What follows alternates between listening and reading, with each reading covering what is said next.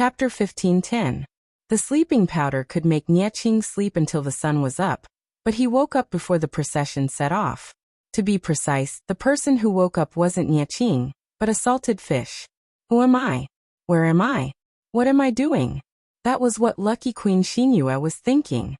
As an ancient big shot who had been in the live broadcast room for a long time, she had always been envious of those who had transmigrated, especially the super lucky queen who was lucky enough to get a wedding costume from the host. Today was another round of Dream of 1,000 Years. She looked at the ID in the streaming room and waited anxiously. She had won the bid. She had transmigrated after winning the bid, but then she realized something was wrong. Her chest was flat, and there was an unfamiliar sausage under the blanket. Can't you be more professional in Dream of 1,000 Years? Isn't it good for a girl to wear a girl's body? She had touched it out of curiosity, but the body was sensitive. The little brother had stood up immediately, which scared her. If it wasn't for the streaming, she would have liked to try the experience of a man masturbating. As she muttered to herself, a warm, confused, and frightened voice rang in her mind. You. What kind of demon are you? Oh my. The salted fish lucky emperor was so scared that she jumped up. She could accept transmigration, but she couldn't accept such a supernatural event. It was too scary. Streamer, are you there? Why is someone talking in my body? There had been so many Dream of 1,000 Years in the past, but no one had experienced such a thing. Was there a bug in her transmigration? Jiang Pingji was having breakfast. As usual, she had 15 to 16 steamed buns and 3 to 4 bowls of seaweed soup. Streamer V. You look like a military tent. Figure out where you are first. Don't panic, I'll always be here. The lucky emperor was slightly relieved. At that moment, the voice rang out again. It was panicky and confused. Who are you? Why is it Yang's voice? The salted fish asked timidly, who is Yang? Jiang Pingji glanced at the streaming room. The temporarily borrowed body of the lucky emperor looked familiar. She frowned and quickly remembered who the person was. It was the host of the system fragment, a young man named Nieyang. But now, she realized that the system fragment wasn't with Nieyang anymore. Could it be that he had left in an accident? Jiang Pingji secretly denied this speculation. Apart from the main body of the system, the energy stored in the separated subsystems was limited, and it was impossible for the system to easily give up on a host. The conversation between Lucky King and the mysterious male voice continued. The man said, "A Yang is Nieyang. Who are you?" Lucky King asked, "Then who are you?" As he spoke, he found the copper mirror. The face reflected in the copper mirror was Nieyang's. The man could see everything around him through Europe's eyes, but he couldn't control his body. When he saw the face reflected in the bronze mirror, he almost lost his composure. How did he get into Nieyang's body? Who was the one who possessed Nieyang's body? Where are the Real Yang and my body now? All kinds of problems troubled Nieching. Yes, this unlucky person who had his nest occupied was Nieching. Dream of 1,000 Years had chosen his body as its host. It took Lucky a few minutes to understand the situation. If that's the case, I've joined Nieyang. He's my lord's enemy. Lucky Emperor was smart. He did not say host but replaced it with lord, to prevent Nieching from asking all sorts of questions. Nieching's heart trembled. What did you say? What enemy? Who is your lord? The famous Lu Shi, my little brother. Are you afraid now? I have a strong backer, so you better behave yourself. Nieching suddenly lost control. He suspected that Jiang Pingji had used witchcraft to cause the current situation. Lucky King ignored him and curiously studied the system interface. According to Lucky King's guide on the forum, the system would give him a reminder to help him hide his identity. Lucky King didn't understand the situation, so he naturally sought help from the system. He was shocked when he saw it. Please leave this place immediately. A fatal disaster is about to befall you. Oh my, this is so exciting. She had only transmigrated for a few minutes, but a red alert had sounded. I'm not transmigrating, this is PUBG. In Nieching's ears it was harmonized into. I'm not beeping, it's beeping, beeping, beeping, beeping. Because he couldn't control his body. Nie Qing could only watch as the wandering ghost controlled his body to put on his clothes and leave the tent. Nie Qing couldn't help but ask, "Where are you going?" Lucky King said impatiently, "Escape, don't bother me." The system was considerate enough to give him an escape route. The lucky emperor tried to calm his racing heart as he moved quickly. She didn't know if it was a psychological effect, but she felt a sense of danger following her like a shadow. According to the system, she came to a logistics tent, endured the stench, and picked out a military uniform to change into. Anyway, this body was a man's, so she changed into it and smeared her face with yellow mud.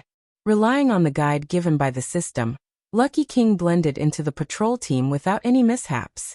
Nie Qing asked in surprise, "How do you even know the password to change every 3 days?" There were many people in the camp, and in order to prevent spies from sneaking in, the password was often changed everywhere. Nie Qing thought there was a spy in the camp, and was anxious about how to pass the news to Wei Dan and the others. He was caught off guard and heard a shocking discussion. The soldiers who stopped to rest actually said that Nie Qing was ready to set off. How was that possible?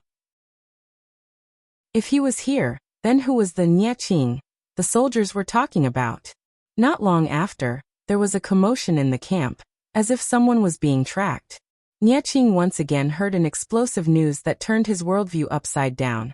Nie Yang secretly planned and sent people to assassinate the elders of the Nie family and its affiliated forces, with the intention of attacking young Master Nie Qing and seizing the Nie family. How was this possible? Wei Dan sent off the funeral procession and turned to kill Nie Yang, but he didn't expect Nie Yang to not be in the tent.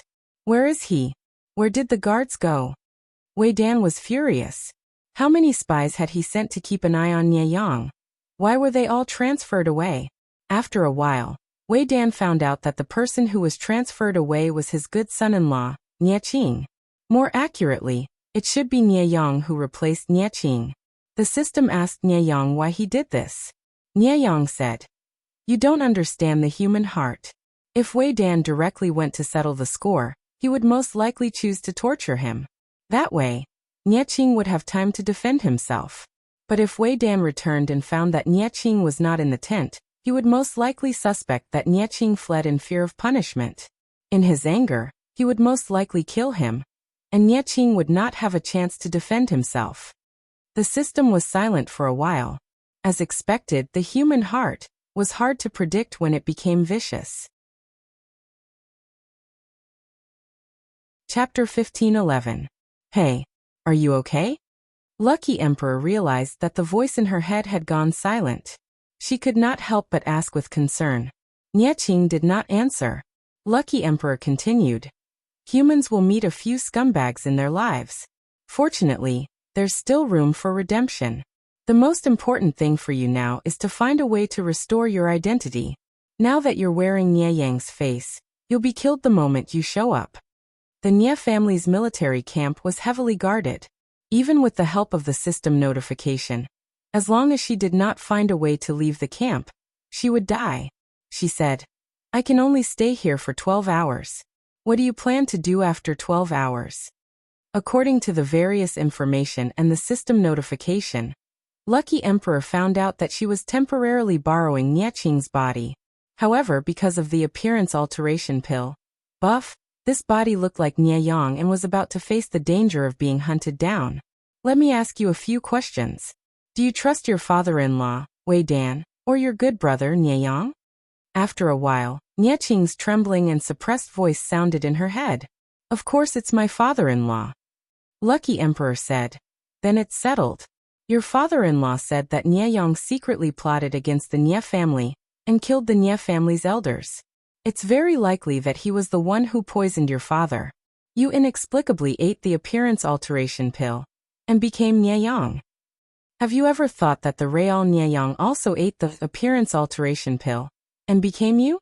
If that's not the case, how do you explain the people who are supporting you? If he's really your good brother, why didn't he call for you when he suddenly changed his face and identity? If I didn't appear, your father-in-law would have cut you into pieces."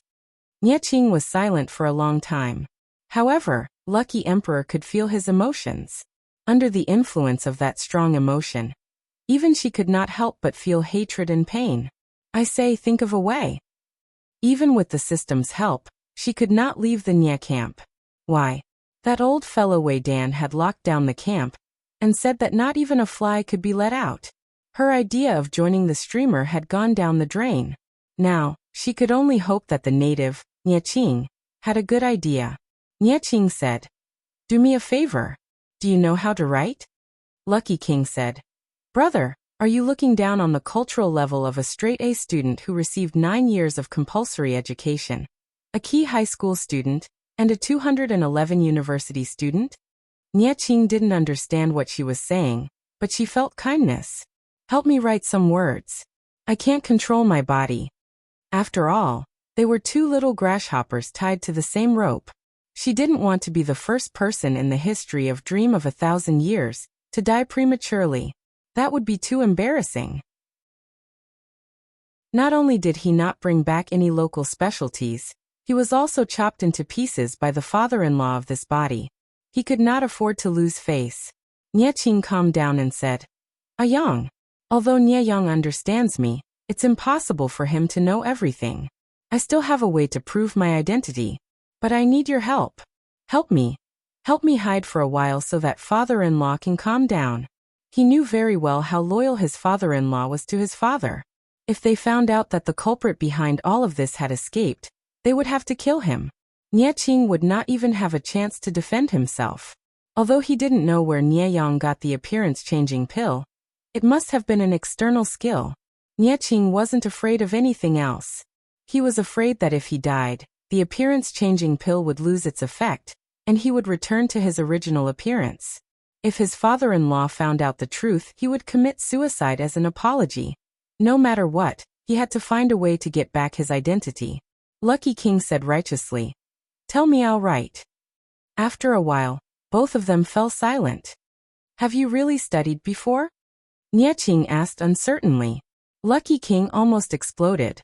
"Are you questioning this straight-A student's educational background?" Although it was simplified Chinese, Nya Qing could barely make out the meaning. Nya Qing didn't ask for more. Nya Qing asked Lucky King to write an article that his father-in-law, Wei Dan, had written a long time ago. This article was about Wei Dan's first encounter with Nya Liang. Because it was somewhat personal, only 2 or 3 people had seen it so far, and Nya Qing was one of them. Because it was a camp-wide search, they couldn't let go of any suspicious places. Thus, Lucky King's words were discovered. What's so special about this scribble that's missing an arm and a leg? As one of the insiders, Fan Chen naturally joined in to share the pressure. This was to prevent Wei Dan from being provoked and leaving with the late master. Wei Dan spent a long time trying to identify these ugly scribbles that were missing an arm and a leg as words. Fan Chen could only recognize 1 or 2 words. "What's written here?" Wei Dan's face darkened and he frowned. "It should be the first line of a poem. Is there anything else?" Fan Chen said, "There are a few more. Do you want to go take a look?" "Your body," Wei Dan said, "is a little puzzled." They went to a few more places. The more Wei Dan read, the darker his expression became. "The poem you're talking about is..."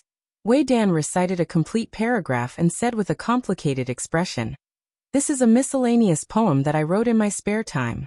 Why would it appear here?" Fan Chen was also dumbfounded. "You wrote it?" Wei Dan nodded. "I wrote it a few years ago. The content was a little rough, so it was buried in the study to collect dust." Fan Chen clicked his tongue in wonder and asked, "Zishun, think about who has seen it. Who do you think left behind these words?" Since it was written by Wei Dan himself, and it was a work that had collected dust in his early years, there were definitely not many people who had seen it. Wei Dan said, "There are only 3 people, the late lord, the madam, and the young lord. One had already passed away, one was far away in his hometown, and the last was at the funeral. It can't be these 3. Think again. Could we have missed someone?" Wei Dan shook his head. "There shouldn't be anyone else who has seen it. What is the purpose of the person who left behind these words?" As they spoke, a soldier reported that they had found another place. This time, the words were not poems written by Wei Dan, but by Nya Qing when he was young. However, Wei Dan reprimanded Nie Qing for being too crafty and moaning without reason, and had him rewrite it. In other words, this was a useless manuscript. The only people who knew about it were Wei Dan and Nie Qing. In another place, the European emperor wanted to cry, but had no tears to find that the enemy's search circle had shrunk even further. Even with the help of the system, it was difficult to get away. Big brother, are you sure those words are useful? Nie Qing said sadly. I'll give it a try. If I'm forced into a dead end, I can't die in the hands of my father-in-law. The European emperor sighed. Poor child, learn from my master in your next life. Be more careful. I can only help you this much. After a while, the European emperor heard the sound of footsteps approaching. Not long after, several spears were pointed at her head. I think it's a game. It's over. The European emperor slowly stood up from the stable where he was hiding, his hands raised high on both sides of his head. In the distance, two middle-aged men dressed in scholarly robes stood. They were Wei Dan and Fanchen. Fanchen said, "You're quite good at escaping. Did you think about the consequences when you were doing evil?" The European emperor could not help but struggle. He grabbed the manger with both hands and shouted at Wei Dan. "Father-in-law, I'm your son-in-law, I guarantee it. I also know that there's a painting on the third row of your bookshelf." Wei Dan scolded, "Shut up, Fanchen." Chapter 15:12. Nie Qing asked curiously, "How do you know what's under the third row of my bookshelf?" The European emperor said, "I'm just spouting nonsense, but I feel like I hit the mark." Nie Qing was speechless. Wei Yong took a few steps forward and placed his right hand on the hilt of his sword. He pulled out his sword. Both the European emperor and Nie Qing thought to themselves, "My life is over." "Father-in-law, please wait." The European emperor raised his hand to stop him from approaching. His expression was full of anxiety. She carefully swallowed her saliva and said, "Father-in-law, please don't do it. I'll cut my own throat. Please don't tire you out." Nie Qing had said that even if she had to die, she couldn't die in the hands of Wei Yong. The European emperor felt that it made sense. Fanchen looked at Wei Yong suspiciously and asked, "When did Nie Yang become Zishuan's son-in-law?" Wei Yong also said, "I'm also curious. How did he get to call you father-in-law?"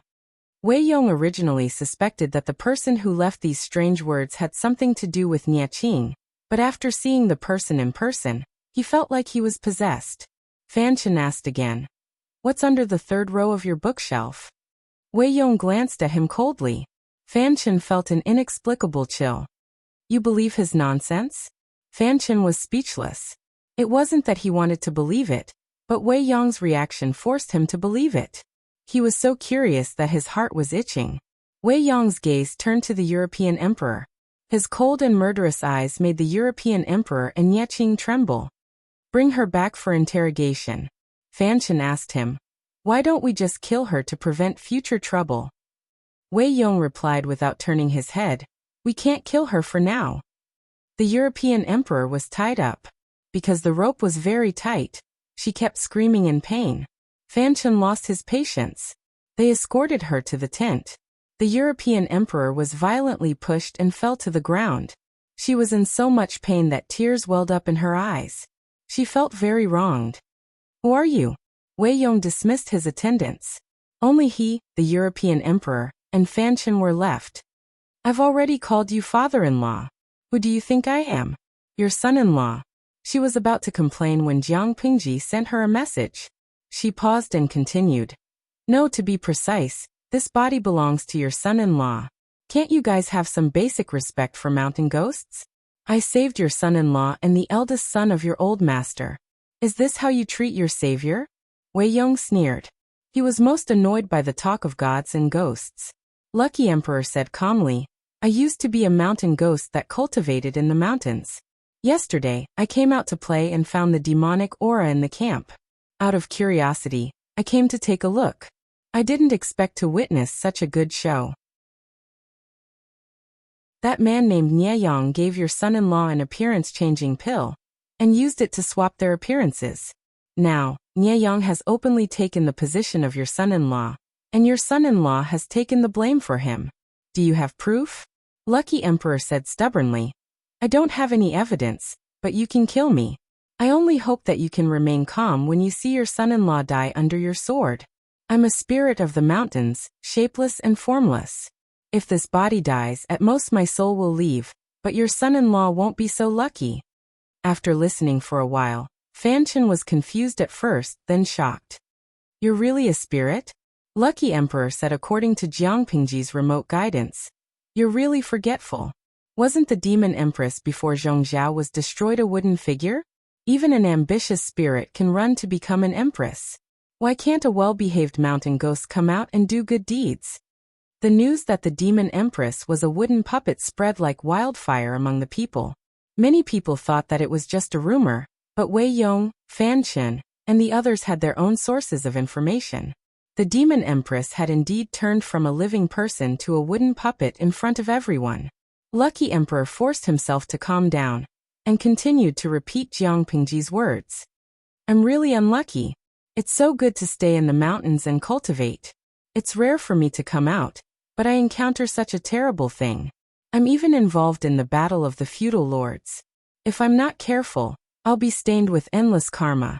She looked like she had nothing to lose and said to Wei Yong fearlessly, the Nye Yang you mentioned seems to be in cahoots with the demons of the evil path. I don't know where he got the appearance-changing pill. There's no proof. As long as the person dies, the effect of the appearance-changing pill will disappear. Do you want to test it? Anyway, I'm not afraid of death. Your son-in-law only has one life. Wei Yong's hand that was holding the sword was trembling. His heart was wavering. Did you leave those words just now? I asked Niaqing and he passed it on to me. Since you don't know whether to believe him or not, why not give him a chance to defend himself? Wei Yong asked again. Can he hear me? Lucky Emperor heaved a sigh of relief. The streamer was worth two people. It seemed that Wei Yong had been fooled. He can hear you. If you want to ask me anything, I can help you pass on the message. If what you said is true, I'll treat you as my benefactor. If there's any falsehood, you know what will happen to you. Lucky Emperor saw that Jiang Pingji had sent him another bullet screen. He was excited. Great. It just so happens that we mountain ghosts don't like to be involved with mortals, especially people who are involved with the world's major powers. I saved Niaqing's life. Remember to give me a gift. We're done. Wei Yong's face darkened. He asked a few questions. For example, where did he become Niaqing's disciple, what they talked about, what jokes Nieliang made when he brought his son to be his disciple, what promises Niaqing made when he married Wei Yong's eldest daughter. These were all private matters. Very few people knew about them. Even if Nieyang and Niaqing were close friends, it was impossible for him to know about these small matters. To prevent accidents, Wei Yong purposely set up traps. For example, he asked Niaqing what books were placed on the bookshelf in the southwest corner of his study. In reality, there were only a few zither and no bookshelves. Niaqing answered one by one, and Lucky Emperor passed on the information. The more Wei Yong asked, the more frightened he became. Fan Chen, who was beside him, paled. Do you believe me now? Lucky Emperor stabbed Wei Yong in the heart. You almost killed your son-in-law. Wei Yong used the tip of his sword to remove the thick rope that bound him. Lucky Emperor finally regained his freedom. I can only possess a mortal for 12 hours. After 12 hours, Niaqing will regain control of the body. Fan Chen asked, is there a way to remove the effects of the pill and let the young master regain his original appearance? Lucky Emperor shrugged. There's no way. I don't know either. If you can help the young master return, I will never forget your great kindness. How could Lucky Emperor know? When he was secretly anxious, Jiang Pengji pointed out the way for him. Since you're begging, there's a way. What way? You capture Nieyang and give him to Lu Shi. Lu Shi's sword can slay all the demons in the world. That demon is currently possessing Nieyang's body. Lucky Emperor said. As long as the demon helping Nieyang is eliminated, the effects of the pill will naturally be removed. Of course, although I'm a mountain ghost, I've heard that mortals fight fiercely. Lu Shi is your mortal enemy. However, there are trade-offs in everything. Do you want Nieyang to take over your nest and make Niaqing unable to see the light for the rest of his life? Or do you want to endure the humiliation and let Lucy help you eliminate the demon? You choose. Wei Yong trembled and almost lost his footing. He said sarcastically, "Is Lucy really the chosen one? All the demons in the world will help him succeed?" Lucky Emperor was about to reply, "Of course," when Jiang Pingji sent a bullet screen. "It's hard to say. Whoever has the world in the end will be the chosen one." She laughed. "I've already said that it's not easy for mountain ghosts to cultivate. They can't casually affect the change of emperors in the mortal world.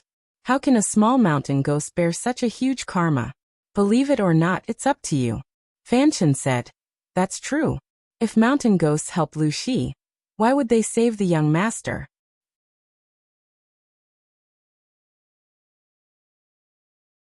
Chapter 15:13. Oh Huang said this with a fake smile, but deep down, she was very upset. She didn't understand. Wasn't it good for the myth streamer to damage the enemy's morale? Why did she reject it? Jiang Pingji's reason was simple. First, she had the strength to defeat the Nye family.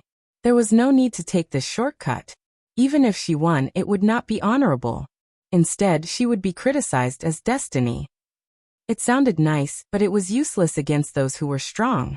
How could she feel good if she said that she got her results by luck? Second, and this was also the most important reason, she wanted to take the opportunity to get rid of the system fragment. Other than the god-slaying sword in her hand, ordinary people could not deal with a spiritual life like the system. It was useless to kill Nye Yang. The system fragment would find a way to escape. If she missed this opportunity, it would be difficult to catch it in the future. To put it bluntly, this thing was a pile of **T. It would always jump out to annoy her when she didn't expect it. Killing it would solve the problem once and for all. Jiang Pingji did not explain to Oh Huang. Oh Huang could not ask in front of Wei Yong and the others. She could only bury her doubts in her heart. At that moment, Nye Qing's voice sounded. She asked a question that caught her off guard. "Didn't you just say that Lu Shi is your lord? Why did you change your mind?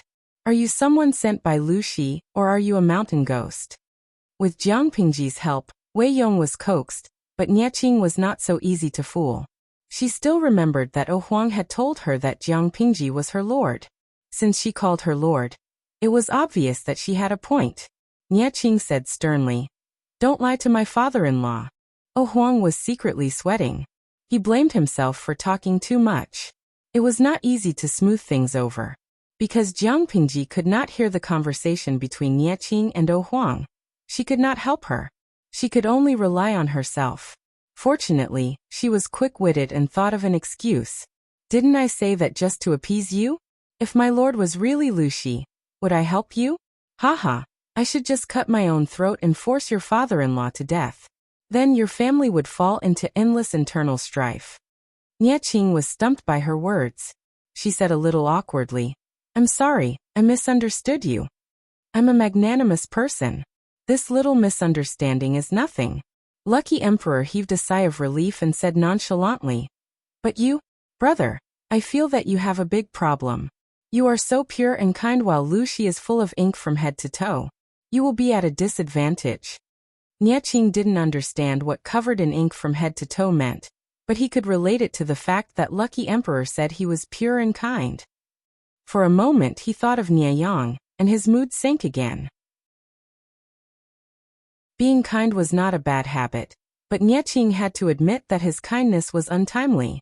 Not only would he get himself killed, but he would also implicate the people around him.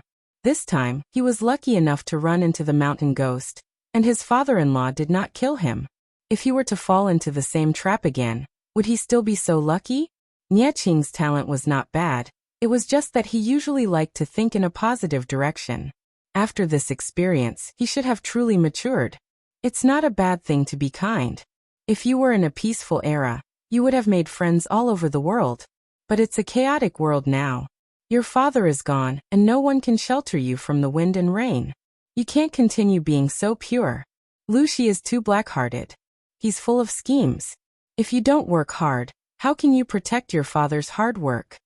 Nye Qing revealed a bitter smile. "Thank you for your guidance, fairy." Lucky Emperor was stunned. He could not help but hug his head in frustration. She was on the streamer's side. Why would she comfort the leader of the opposing camp? Would the streamer expel her as a fan if she knew? Jiang Pingji did not know, and even if she did, she would not say anything. After all, the salted fishes were there to have fun and experience transmigration, not to be her subordinate and work for her. Jiang Pingji could not restrict the salted fish's preferences and choices. She would choose to respect them. Lucky Emperor comforted Niaqing, which showed that he was a kind and simple salted fish. After settling Niaqing, Lucky Emperor said, "Don't you need to send people to chase the Real Nianyang?" Wei Ming said, "There's no rush. The spiritual support team is not fast. They can catch up in a day." Since that was the case, Lucky Emperor was not in a hurry.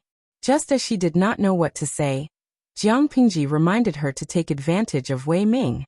"I helped you and saved Niaqing's life. The deal is done. Thank you for your patronage." Wei Ming maintained his poise. "Just tell me what you like, fairy. We will definitely give it to you." "Haha, I like forthright people like you. My anxiety today was not in vain. I was afraid that I would turn into a box the moment I landed. If not for her quick-wittedness, coupled with the system's notification and Niaqing's assistance, she would definitely be dead. Now that the danger was averted, she would not be able to live up to her anxiety if she did not extort more good things." Lucky Emperor's first reaction was accessories. "Headwear. I want a set of headwear. I heard that Lu Shi sent a set of headwear for women. Is it still there? I want that." Wei Ming and Fan Chen's expressions were a little ugly.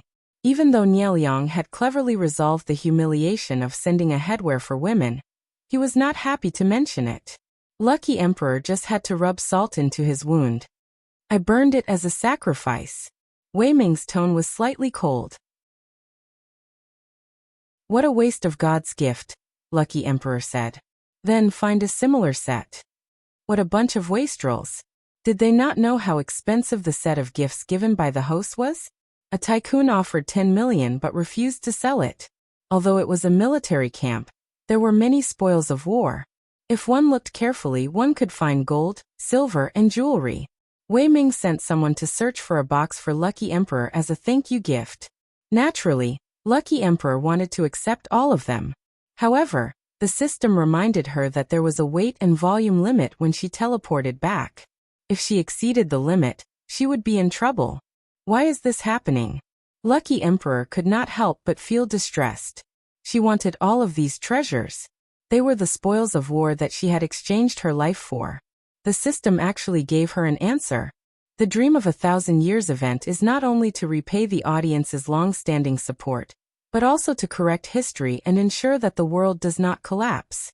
If the experiencer takes too many items, it is very likely to cause a deviation in the historical timeline. Please understand. Lucky Emperor expressed her understanding towards this explanation. It was a pleasant surprise that she had gained something this time. She was not a greedy person, so she quickly calmed down. She endured the pain of picking and choosing. As far as the system allowed, she chose what she thought was the prettiest, the most favorite, and the most valuable. Niaqing could not stand it anymore. He said, "These are the thank you gifts from father-in-law. Fairy, you can take all of them." "You don't understand. This is called an equivalent exchange. I can only receive what I give." Lucky Emperor's face was full of tears, but she still had to maintain the posture of an expert. She said earnestly, "Your life is only worth this little money. I can't take more, or I will suffer retribution." Niaqing was speechless.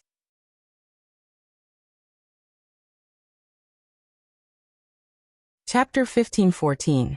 O Huang rebuked Niaqing, and his gloomy mood was finally lifted. However, the surrounding salted fishes were rather curious about how she was being picky and not accepting all of them. Why didn't she take everything Wei Dan gave her? It was a big box of jewelry, and there were at least 100 of them. In the end, the salted fish O Huang sat on the ground and picked the lighter, expensive, and good-looking ones to put aside. There were about 10 of them. Jiang Pingji frowned and realized that things were not so simple. Looking at O Huang's reaction, she probably wanted to take all of them, but she chose a portion. Obviously, there was a system restriction. Jiang Pingji asked her old chief, who was also online, "You Abba, Jiang Xiaojiao, have you ever sent a parcel before? Jiang Pingji said. What kind of person do you think I am? Who hasn't used Interstellar Express in this era? You Abba. Express delivery is also about the most important thing, and the continuation of the wait. In layman's terms, Dream of 1,000 Years was the most important thing, including the transportation and the return ticket. More than that, there was an additional price to pay for the continuation of the wait, which ordinary people could not afford. Besides that, another important reason was the butterfly effect. If too many items were taken away, it would cause a serious deviation in history. Jiang Pengji smiled and said, You know the system's tricks very well, old chief. You Abba. Because I have one here. Although it has some problems with its brain, it is obedient. Jiang Pengji. Although it was called a system, it was actually one of the spiritual beings. Her old chief actually had one? Jiang Pengji could not help but ask. Previously, you said that you got a new job after retiring. Is it convenient for you to tell me about the nature of the job? You Abba. It's a job. To put it bluntly, I just work for others. The only advantage is that I can travel at public expense and get reimbursed in full. I can see many interesting people and things. Although the place I travel to is poor and backward, the pay is good, so I bear with it. Jiang Pingji smiled and said, What you said is true, but you didn't say anything. You don't have to be so guarded against me, do you? Was there any difference between what she said and what she didn't say? You Abba. I have to be guarded against you. Everyone in the 7th Corps knew that Jiang Pingji was a thorn. They had to be careful when talking to her, lest they be exposed. Jiang Pingji rubbed her chin. She had a feeling that her old chief was hiding something. However, Jiang Pingji couldn't force her to speak if she didn't want to. She wouldn't harm her anyway. From the new system to the appearance of the old chief, Jiang Pingji vaguely sensed something, but her guess had yet to be confirmed. Your Abba. Due to the confidentiality agreement we signed in the past, there are some things that you won't be able to find out even if you want to because I can't tell you. The only thing that could be revealed was that the Human Alliance was relying on this piece of land to revitalize the overall situation. Jiang Pingji was dumbfounded. She then thought of the few subsystems that she had killed. The system was the former heavenly brain that had a grudge against the Federation. From the looks of it, the burden on his shoulders was quite heavy. However, it sounded a bit exaggerated to say that the entire Human Alliance was counting on her to save the situation. Your Abba. Oh, this is not an exaggeration at all. You will know in the future. Jiang Pingji was kept in suspense and her heart was itching. It was fine if she didn't know that there was such a secret, but the old general told her that there was a secret but refused to tell her the content. This was too much. Old chief, do you know of a genre of online novels called fast travel? Jiang Pingji was about to probe further when the old chief's meat bun profile picture immediately darkened. Your friend, your Abba, has gone offline. Jiang Pingji was speechless. She seemed to know something. Old chief, you've fallen. She rubbed her forehead, feeling a headache coming on. The first half of her life was quite normal, but after her transmigration, all sorts of monsters and demons appeared. However, now is not the time to complain about this. The most important thing is to solve this system fragment. Although the system was not a good thing, its existence was simply a bug. It would be better to solve it as soon as possible. On the other side, Wei Yong and the others did not dare to take even half a step away from O Huang. You guys are staring at me like this. I feel like I'm a prisoner. O Huang could not help but complain to Nie Qing about the behavior of Wei Yong and the others. If she was given 2 sticks, she could simulate tears in prison. Nie Qing's mood had recovered a lot, and the fatigue in her smile was not as strong. Hearing O Huang's willful and unguarded words, she could not help but smile. Father-in-law and the others will not be able to dispel their suspicions with just a few words. You said that you only possess this body for 12 hours, but they may not believe you completely. If we don't keep an eye on you, it is hard to guarantee that no accidents will occur. Please forgive me, Fairy. O Huang glanced at the system countdown and hugged the precious box tightly. The jewelry in the box was precious, and the box used to contain them was carved from a whole piece of red sandalwood. It was extremely expensive. Seeing that the countdown was about to end, Huang hesitated for a while and left a message for Qing. I can't understand people like you who see glory and responsibility as more important than the heavens. Compared to you, I am more like a layman. I only know that living is more important than anything else. Only when you are alive can you create hope and opportunities for the future. If you die, you have nothing. Brother Qing, take care. Qing did not understand, but he smiled and thanked her. After a while, he felt his entire body sink. What happened? Qing had just opened his mouth when he heard Nie Yang's voice. He raised his hand and was shocked to find that he could control his body.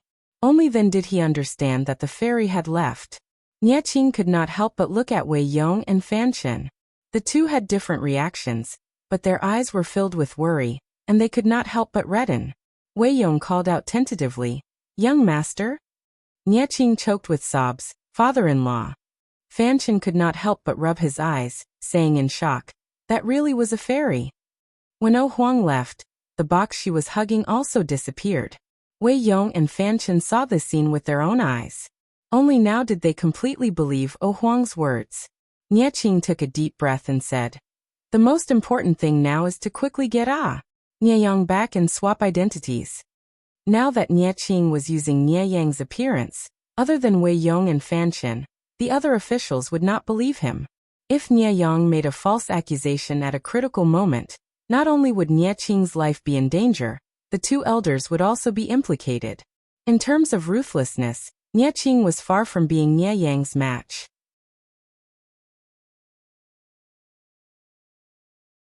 Chapter 15:15. Wei Yong said, "Young master, don't be anxious. Young master should not appear in this matter." Qing asked why. He wanted to personally ask Nie Yang why he treated him this way. How had Qing wronged Nie Yang in the slightest? Were there many years of brotherly love all fake? Wei Yong said, "According to what that mountain ghost said, Nie Yang has the help of an evil demon. If you appear, how can the evil demon not guess our intentions? I'm afraid we'll alert the enemy. When this old subject captures Nie Yang, there's still time for young master to say or ask anything." Qing said in shame, "This is the son-in-law's fault. I didn't think of this." Wei Yong said, "After experiencing this, young master should understand that a person's heart is hard to predict. Nie Yang, take this as a lesson." Qing thought of something, his face pale as he said, "Father's poison was really done by him." Wei Yong said, "Before the late master died, he sent someone to find a bottle of poison in Nie Yang's study. This poison was the same as the late master's. However, this alone is not enough to convict Nie Yang. After that, the evidence of Nie Yang's scheme to murder young master can be considered irrefutable." Qing's eyes were as red as a rabbit's, tears rolling down his face. "In that case, it was I who killed father." Wei Yong said, "Even the late master and this old subject were deceived by Nie Yang, much less the inexperienced young master at that time. This matter could not be blamed on Qing. It could only be blamed on the vicious and merciless Nie Yang. Because they had to support the spirit, Nie Yang and the others did not walk quickly. The men sent by Wei Yong and Wei Yong caught up not long after the sky turned dark. Nie Yang pretended to be surprised. "What happened?" The messenger said in panic, reporting to Lord, "Something big happened in the camp. At noon, military advisor Wei and registrar Fan died one after the other." Even though Nie Yang had been mentally prepared, he was still shocked, speechless by this news. However, the people who died were father-in-law and father's important officials. Nie Yang was now using Qing's identity and could not remain indifferent. He cried, saying, "Father-in-law and the others are more than that. Father is gone, they don't want to live anymore." Nie Yang's acting was obviously at the level of a best actor. He cried at the drop of a hat and acted with sincerity, like another Qing. Wei Yong and Fan Chen sacrificed themselves for their masters was a major event. Nie Yang took the initiative to meet the messenger, and did not bring many people with him.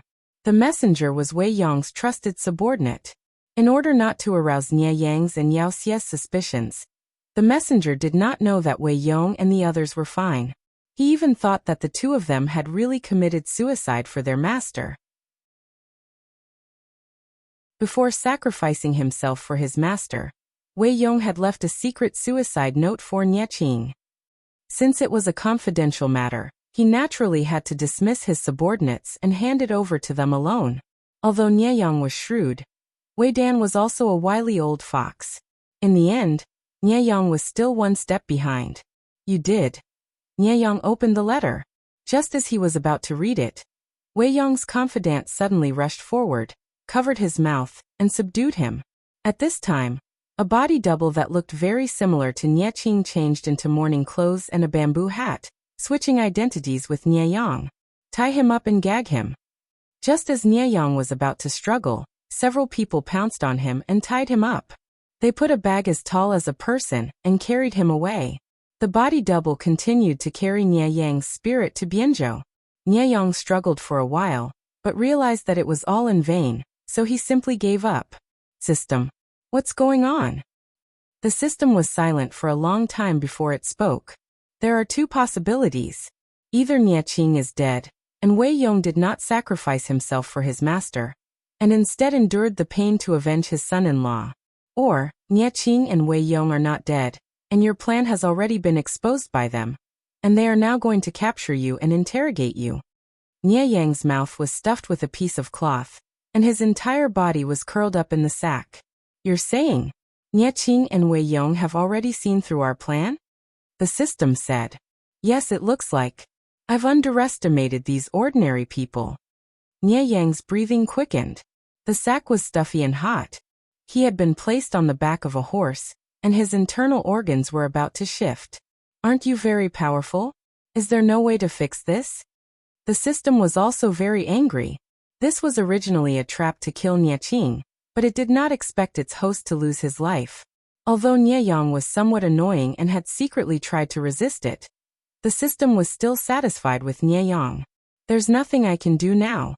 So what if Nie Yang could escape this time? He would lose his noble identity and status, and he would have to conceal his identity and hide in the future. The already weak emperor's energy in Nie Yang's body would dissipate completely. To the system, he was useless. The only use he had was for it to continue to absorb the last bit of emperor's energy. In fact, as one of the candidates to possess emperor's energy, Nie Yang's emperor's energy was no weaker than Jiang Pingji's at the beginning. If not for Nie Yang's rise and the system's interference, Nie Yang would have become the ruler of the Nie family, and the emperor's energy would have become stronger and stronger along with his status. Who knew that Nie Yang, who should have been content with his lot, would rise and take away Nie Yang's emperor's energy? The other part of the emperor's energy was stolen by the dormant system bit by bit.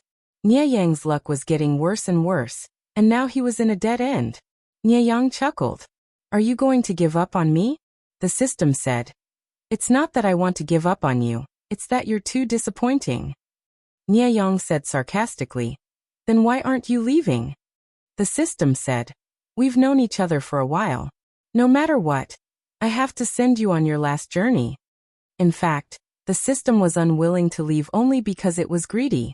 After all, Nie Yang still had some emperor's energy on him. It couldn't waste it. When Wei Yong and the other two saw the battered and exhausted Nie Yang, they felt very conflicted. Nie Qing squatted down and removed the cloth from his mouth. He asked coldly, why did you do this? Nie Yang didn't struggle, and he couldn't be bothered to quibble on his behalf. He simply told the truth. Because of power. When you poisoned my father, at that time, was he in your way? How could you be so heartless? Nie Qing's chest burned with rage. He grabbed Nie Yang's collar with both hands and lifted him up. His gaze was ferocious. Nie Yang didn't look him in the eye. He turned his head and said, it's only a matter of time. He who strikes first gains the upper hand. Nie Qing was so angry that his vision turned black and his molars chattered. He almost couldn't resist the urge to strangle Nie Yang. The so-called brotherly respect is also for the sake of this scheme? You treat me very well. I'm very grateful. Nie Yang's eyes darkened. He said in a low voice, however, you only gave me 1% of what you have. What I want is 1,000% more than what you have. I didn't want to harm you. But who asked you to block my way? Nie Qing, ask yourself. Is your personality really suitable to be a duke? Pure, weak, naive. The Nie family will only walk towards destruction in your hands. As a descendant of the Nie family, if you can sit in this position, why can't I? Everything Nie Liang had was given to him by the Nie family. He didn't fight for it himself. Nie Yang didn't feel guilty taking it for himself.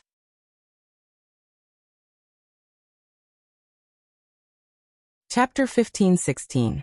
You want power, why didn't you say so? Why didn't you say so? Nie Qing lost his usual elegance and calmness, his eyes bloodshot as he choked. If you had just a little bit of trust in me, just a little bit of honesty, I would have done my best to help you. What you want, and what I have, I will do my best to give it to you. Nie Yang, when have I ever owed you anything? But why did you take my father away from me? Nie Qing was on the verge of breaking down. Everyone was moved. Even the cold-hearted Nie Yang didn't know how to retort, because he knew that what Nie Qing had just said was true. What you want? Why didn't you say so? Why did you have to kill my father? Why? Nie Yang's expression darkened, his bloodied lips quivering, as if he wanted to say something, but in the end he didn't. Facing Nie Qing's questioning, even if Nie Yang was so heartless, he felt a heavy stone in his chest, making it hard for him to breathe. The system sneered. Are you touched? You actually believed his words? If Nie Liang didn't die, how could Nie Qing have power? Nie Qing's words were just to lie to you. If Nie Liang didn't die, he wouldn't have just sat back and watched his precious son assist you. Why was it so hard to let go of power once you picked it up? It wasn't just because power was attractive. It was also because power could protect oneself. For example, if Nie Qing convinced his father, Nie Liang, to gradually give power to Nie Yang, then wouldn't Nie Qing be worried that Nie Yang would harm him after he gained power? According to Nie Yang's temper, it was rare for him to get rid of the donkey after it had outlived its usefulness. Losing power was equivalent to taking off all the armor, exposing the defenseless soft meat in front of the enemy. Nie Yang laughed bitterly. Whether it was fake or sincere, at least he could say that. No matter what, he's sincere now. Nie Qing treated him sincerely, but this little bit of kindness couldn't stop Nie Yang from pursuing power. Just kill me, there's nothing else to say. Nie Yang said hoarsely. I poisoned Nie Liang, I admit it. Nie Qing thought Nie Yang would quibble for him. He didn't expect him to admit it so directly. He pointed at Nie Yang's heart and enunciated each word clearly. Is power really that attractive in your eyes? Nie Yang said indifferently. Isn't the purpose of a person's life to live a better life? Nie Qing had to admit that Nie Yang's words were correct, but he could not accept the methods Nie Yang used to pursue power.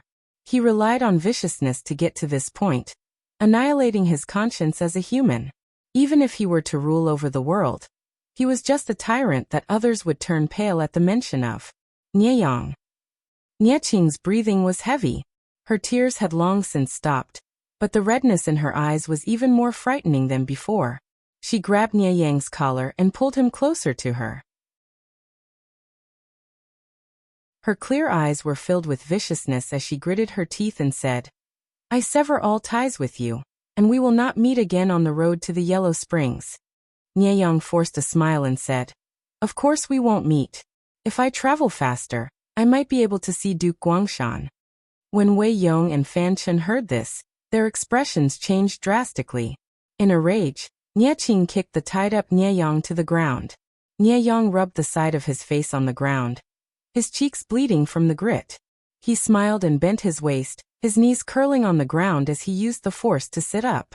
He looked at Nie Qing out of the corner of his eye and said with some pity, Does elder brother know that Duke Guangshan passed away yesterday at the Cho hour? Even though Wei Yong and Fan Chen had ordered Nie Yang to shut up, he still finished speaking without fear of death. Yesterday the Cho hour? Nie Qing was somewhat confused as he turned to look at Wei Yong and Fan Chen. Father had passed 7 days ago. How could he have passed away yesterday at the Cho hour? Seeing this, Wei Yong knew he could not hide it and said directly, Former Lord did pass away last night at the Cho hour. Previously, when he was about to enter the coffin, he choked and woke up. Former Lord ordered us to hide it and secretly make arrangements, which is why he did not tell everyone. Nie Qing said, Father hid it even from me? Wei Dan glanced at Nie Yang with some difficulty. Nie Qing immediately felt sorrow in his heart. His already wounded heart received another blow. Fanchen said. Former Lord did this not because he did not trust Lord. In reality, former Lord planned to spread the news of Lord's death to see if those ambitious fellows could sit still. Once these people are dealt with, Lord's future path will be smooth. Former Lord put a lot of thought into this. Niaqing could not listen to anything. Looking at the situation, Wei Yong and Fan Chen must have worked together to hide his father in the last few days of his life, lying alone on his sickbed, waiting for death to come. Illness not only tortured the body but also the mind. As a son, he felt suffocated at the thought. Father had no children to serve him before he passed away. Who knew how he felt? After a series of blows, he was no longer in the mood to care about Nieyang. Father-in-law Fan Chen, Nieyang will be handed over to you. Niaqing threw the sword at his waist to one side, saying weakly, follow the plan, do what needs to be done. Take him away from here. I don't want to see him again. I want to be alone. Nieyang's eyes widened when he heard this. He asked, why not kill me yourself? Niaqing said without turning his head. I don't want to dirty my hands. Wei Yong saw Niaqing leave inside. If this matter can teach young lord to be ruthless, it's not too bad.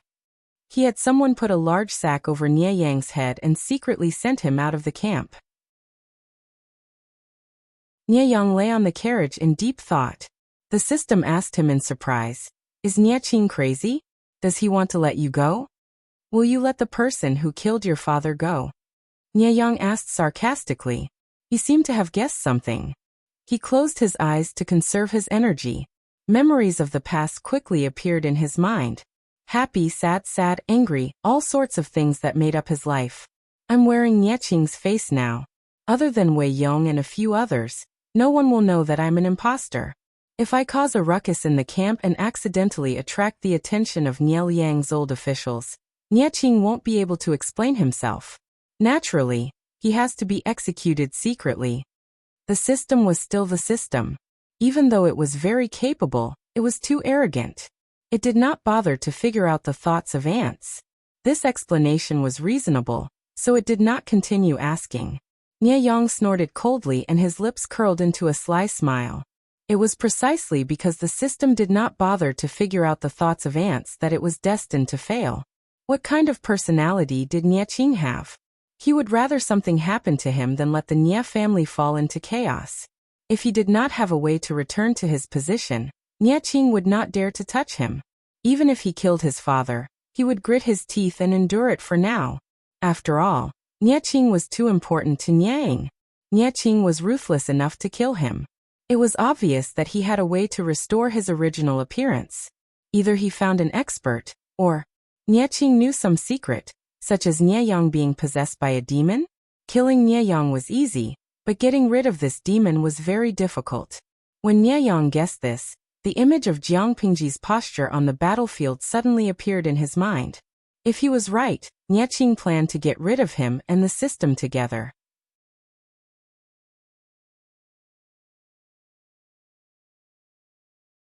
Chapter 15-17. Since they were bound to each other, why not go to hell together? After a long time, Nieyang heard the voices of another group of people. You brought them? Yes. Do you want to inspect them? Yes. After the conversation, Nieyang's sack was untied. Before he could adapt to the sudden sunlight, the person came forward and put something around his neck. He looked down and saw that it was a seal used by Taoists to summon gods. The seal was made of jade and had a unique and exquisite design. It was 7 inches long and 2.5 inches long. It was as white as snow. Even if he couldn't touch it with his hands, he could feel the cold air around it. What kind of process was this? Nieyang frowned and turned to look at the other group of people. His pupils shrank when he saw what they were wearing. Weren't they soldiers under the enemy's command? Is the inspection done? The person pinched Nieyang's face and smiled. Good quality goods. Tell your master that it's done before sunset. Humph, please don't play tricks. The person smiled. My master won't be able to eat or sleep in peace with such a monster alive. We are on the same page on this. Nieyang had already guessed it, so he could more or less guess it, but the system was not so calm. Its voice was almost hoarse. Why is it the Sunfire Seal? The Sunfire Seal? Nieyang was curious when he heard the unfamiliar term. You mean the thing hanging around my neck? He could hear the fear in the system, which made him feel better. He searched through everything he knew but couldn't find anything related to the Sunfire Seal. If there's a Sunfire Seal, is there a Shuyin Seal? The system sneered and didn't answer. Nieyang asked it. Is there something you're afraid of in this world? The system sneered. If I was at my peak, I wouldn't be afraid of this thing. It was almost destroyed, but who knew that dog money would repair it? In order to capture me, they are really generous. They are even willing to take out the 10 great ancient artifacts. The Sunfire Seal and the Shuyin Seal were a pair of artifacts. They could shock the Yin and Yang realms with terrifying power. Although their master had passed away many years ago, they were more than enough to suppress the system. In the silence, Nieyang was brought to Jiangpingji. It really is you. The system had once said on the battlefield that the sword in Jiangpingji's hand was terrifying. Nieyang was not surprised to see her today. Jiangpingji smiled and said, You don't seem surprised at all. You have a good mentality. It's a pity that you met the wrong person. Nieyang was puzzled. You met a bad person? Jiangpingji said. The thing in your body calls itself the system, right? Do you know how evil that thing is? What it gives you is far less precious than what it steals from you. If it hadn't interfered, your future would be much better than it is now. If Nieyang hadn't been instigated to poison in advance, Nieyang wouldn't have stood on the stage, let alone taken control of the Nie family. Zixiao had said that in his previous life, the leader of the Nie clan was this sinister brat who didn't reveal himself. Nieyang smiled bitterly. I never thought that the Duke of Lanting would be such a kind person. He was clearly a prisoner, but the tone of the other party's voice did not sound arrogant or unreachable. Jiangpingji used her thumb to press against the handle of the knife. The long knife was slightly unsheathed, and the white light on the blade was dim. Do you have any last words? Nieyang asked. What will happen to it? Do you see my knife? If my knife is compared to a human, that thing is an edible meat to the knife. It will end up the way a human eats meat, Jiangpingji said. Other than that, do you have any last words? Nieyang saw that she was calm, and his fear of dying lessened a lot. I do have one thing that I hope the Duke of Lanting can fulfill, Nieyang said. I know that I have a clear conscience, but I still owe someone. After I die, I hope the Duke of Lanting can cremate my body. Burning my bones to ashes might be able to slightly appease the hatred in that person's heart. Since he couldn't escape death, he might as well die quickly and make his last words clear. Jiangpingji said, I've heard that when a person is about to die, his words are kind. Regardless of whether what you said is true or false, you still have a sense of responsibility. Nieyang saw her pull out the long knife. His lips paled and cold sweat broke out on his forehead. And the Duke of Lanting, you must not let that demon go.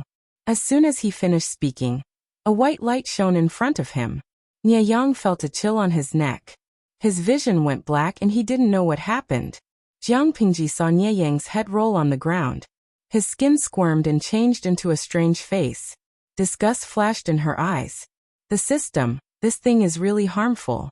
For the god-slaying knife, blood was far less delicious than the system. Due to the suppression of the seal, it couldn't leave Nieyang's body. When the god-slaying knife swept past, the system was also forcibly sucked into the knife. The condensed spiritual energy turned into thousands of rays of blue light, and was devoured by the god-slaying knife.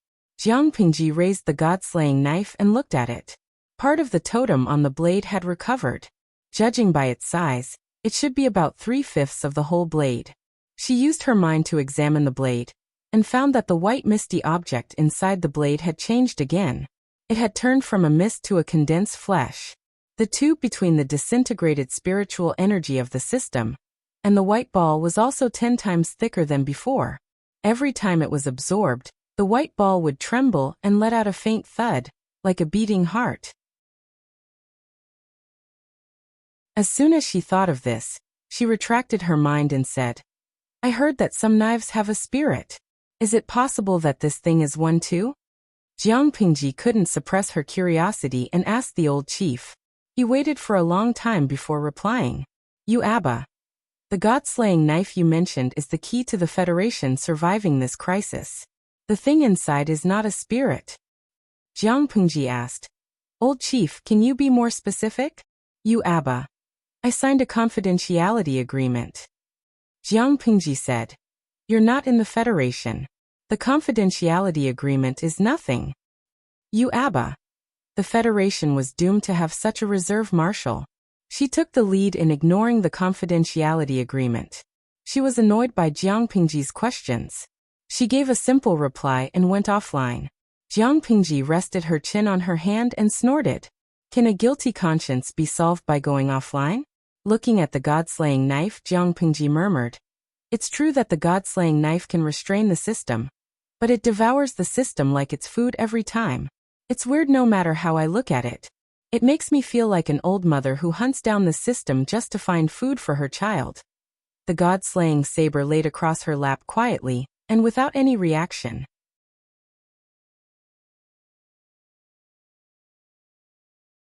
Chapter 15:18. My lord, what should we do with Nie Yang's corpse? Wei Xi saw Jiang Pengji walk out of the tent, and hurriedly went forward to ask. Jiang Pengji said. Nie Yang's last words were that he hoped I could cremate his corpse.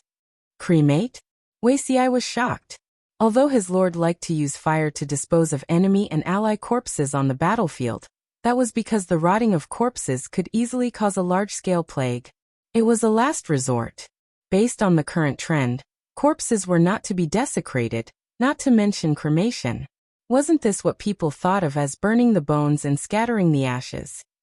He never expected that Nie Yang would be the one to suggest cremation. Why did he leave such a last word? Wei Xi could not figure it out.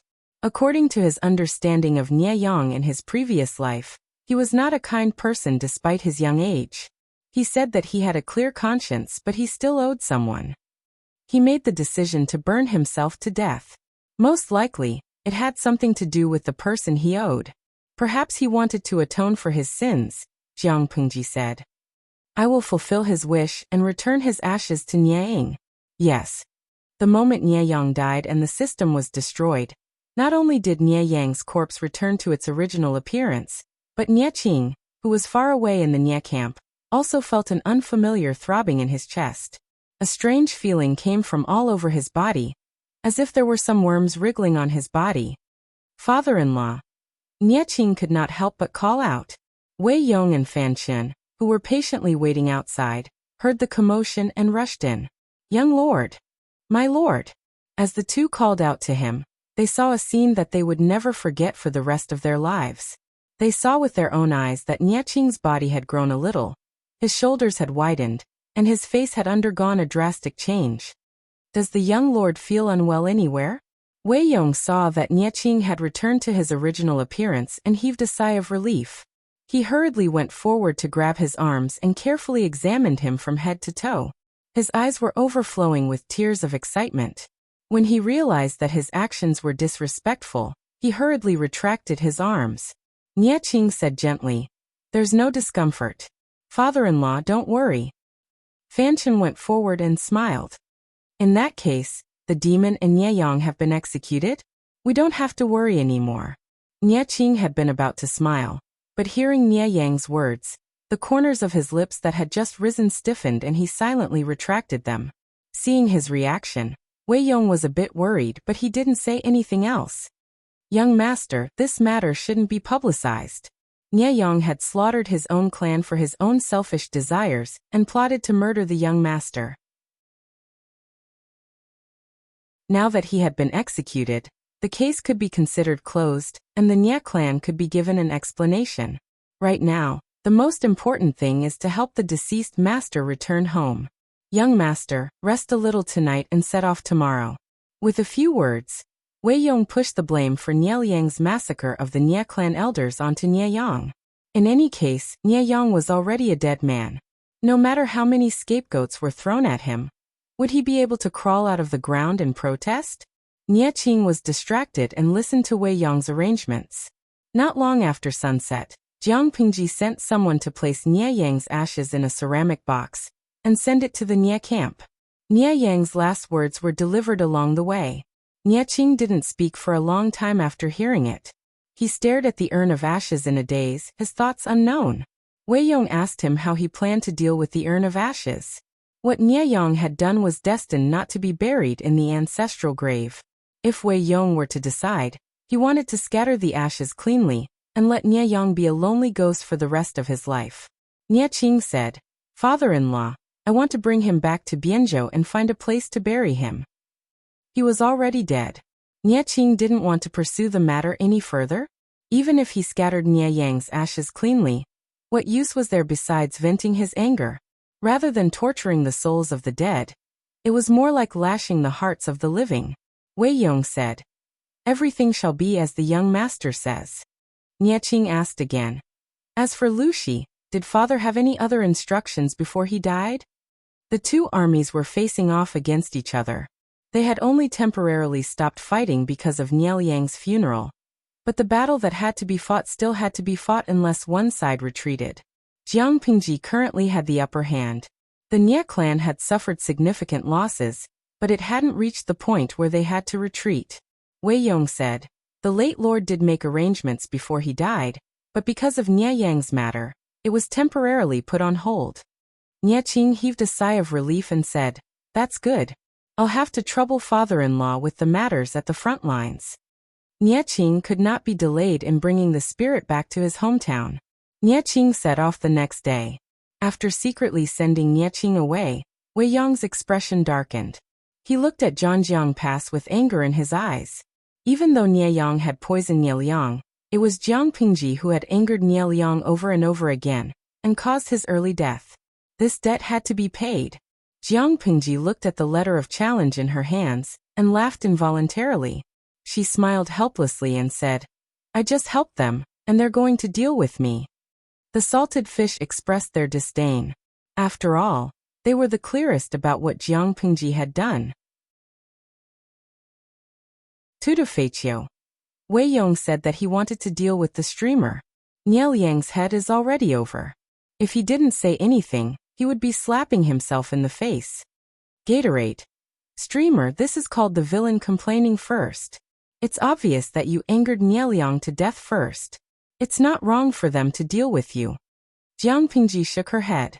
She raised her hand and slammed the letter of challenge on the table. She shouted loudly outside the tent, "Quickly get the military counselors here." Before the soldiers could lift their feet, they saw Qiguan Rang walking toward the commander's tent with a solemn expression. "Wen Zheng, you came just in time. I have something to talk to you about." Qiguan Rang said, "My lord, there's no hurry. I have an urgent report from Zhangzhou." Jiang Pingji reached out and took the letter from Qiguan Rang. She said, "Forget it. Nie Liang is dead. The Nie family is without a leader. Nieching is still a young and inexperienced child. He's not a big threat. What's happening in Zhangzhou? Why is Wen Zheng so anxious?" It was said to be an urgent report, but it was actually old news from a few days ago. Jiang Pingji opened the letter and read 10 lines at a glance. The more she read, the tighter her brows knitted. Flames rose in her heart. This group of gentry clans in Zhangzhou, are all of them itching for a beating? Jiang Pingji did not expect that the first problem they encountered would not come from Yang Tao's forces, but from the gentry clans in Zhangzhou. In order to further understand the water situation in Zhangzhou, Yang Si and the others advanced step by eliminating the water bandits. Later, they were obstructed by the navy under Yang Tao's command. Several small-scale water battles broke out between the two parties. They fought inextricably with their strong combat power. Looking at the battle situation, the gentry clans in Zhangzhou could not sit still. When they heard the news of Nie Liang's death, the scales began to tilt in Jiang Pingji's favor. Yang Tao had fewer troops and was weak. Jiang Pingji could fight 2 against 1 with ease. The outcome of the battle was not optimistic.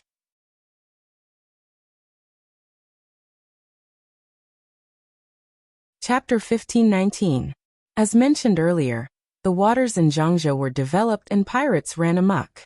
These pirates, who had been operating for many years, seemed to be of humble origins, but in fact, they were inextricably linked to the officials of various counties. If not for that, it would not have been so difficult for Yang Jian to clear out the pirates back then. Of course, These relationships could not be exposed to the public, so they could only interact in secret.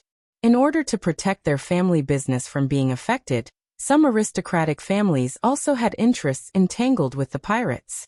They even had spies planted in these water bandits. Yangtze and the others used fishing to enforce the law, destroying many water bandits and recruiting many young and strong pirates. Among them were spies. Through these spies, the aristocratic families sent friendly messages to Fu Wang and the others, hoping to form a good relationship. Fu Wang and the others thought about it and knew that it was unreliable. They did not know if it was their own behavior or Yang Tao's instructions. Feng Zhen was from Zhangzhou's Anshan County and was a descendant of an aristocratic family. He was quite familiar with the tricks of this circle. He said, "I'm just testing them. Whether or not my lord can conquer Zhangzhou, it will be good for them. If Jiang Pingji conquered Zhangzhou, they would have a natural advantage by choosing sides in advance. Even if it was only a little, it would be good. If Jiang Pingji failed, and they did not show any obvious behavior of choosing sides, Yang Tao could not settle the score with them." Over the next few days, he received several letters from several families. Yangtze could not help but sneer and ridicule. Yang Tao hasn't fallen yet, but they can't sit still. They have no loyalty at all. Feng Zhen shook his head and said, "This is just their instinct to seek benefits and avoid harm." Fu Wang also said, "Such despicable people cannot be trusted." After all, Zhangzhou was Yang Tao's territory. Who knew if there were spies planted by him among these people who seemed to be surrendering? Although they were suspicious, they still had to accept the letter. Otherwise, it would be a loss to completely push them into Yang Tao's arms. It was better to hang around with an ambiguous attitude. When some aristocratic families saw that their goodwill did not receive a positive response, they were a little flustered. At this time, Fu Wang led the troops to attack Dafang, which was south of Zhangzhou. Qi Kuang was in charge of the navy. The troops were divided into two routes and advanced by water. Dafang was a small place. Due to its geographical advantage and convenient water route from south to north, it was relatively prosperous and had a large floating population. As one of Zhangzhou's gateways, Dafang had a certain military weight, due to its smooth waterway and the advantage of connecting the north and the south. The county magistrate's surname was Xia, and he was born into a local aristocratic family. Seeing Fu Wang's army approaching menacingly, he immediately broke out in a cold sweat. Feng Zhen thought about it carefully, then smiled and said, "This person likes to sail with the wind and has a timid temperament. General, why don't you give him a scare?" Fu Wang looked at Feng Zhen. "How?" Feng Zhen said, "Secretly send a letter to them, ordering them to open the city gates and surrender in 3 days. Otherwise, we will slaughter all the commoners." Yangtze rolled his eyes at Feng Zhen. Was this kid for real? No matter which era it was in, massacres would always be criticized, and no one dared to speak of it lightly. Fu Wang shook his head and said, "No, if word of this gets out, it will inevitably damage the Lord's reputation." Feng Zhen said, "It's just to scare people. It's not like we're really mobilizing troops to massacre the city. General, please don't worry."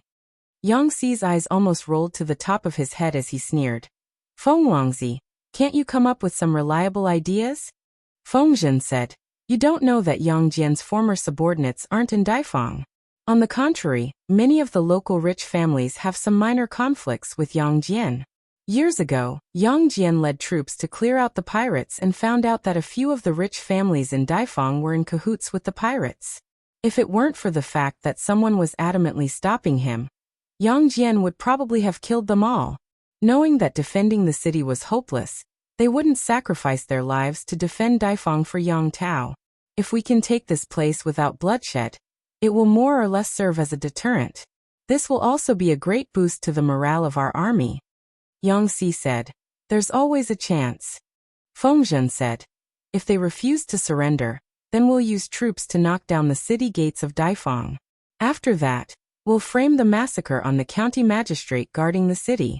We'll say that he's afraid of the might of our army and worried that the commoners will flee. So he purposely spread rumors to discredit the Lord. It's just a matter of a few words."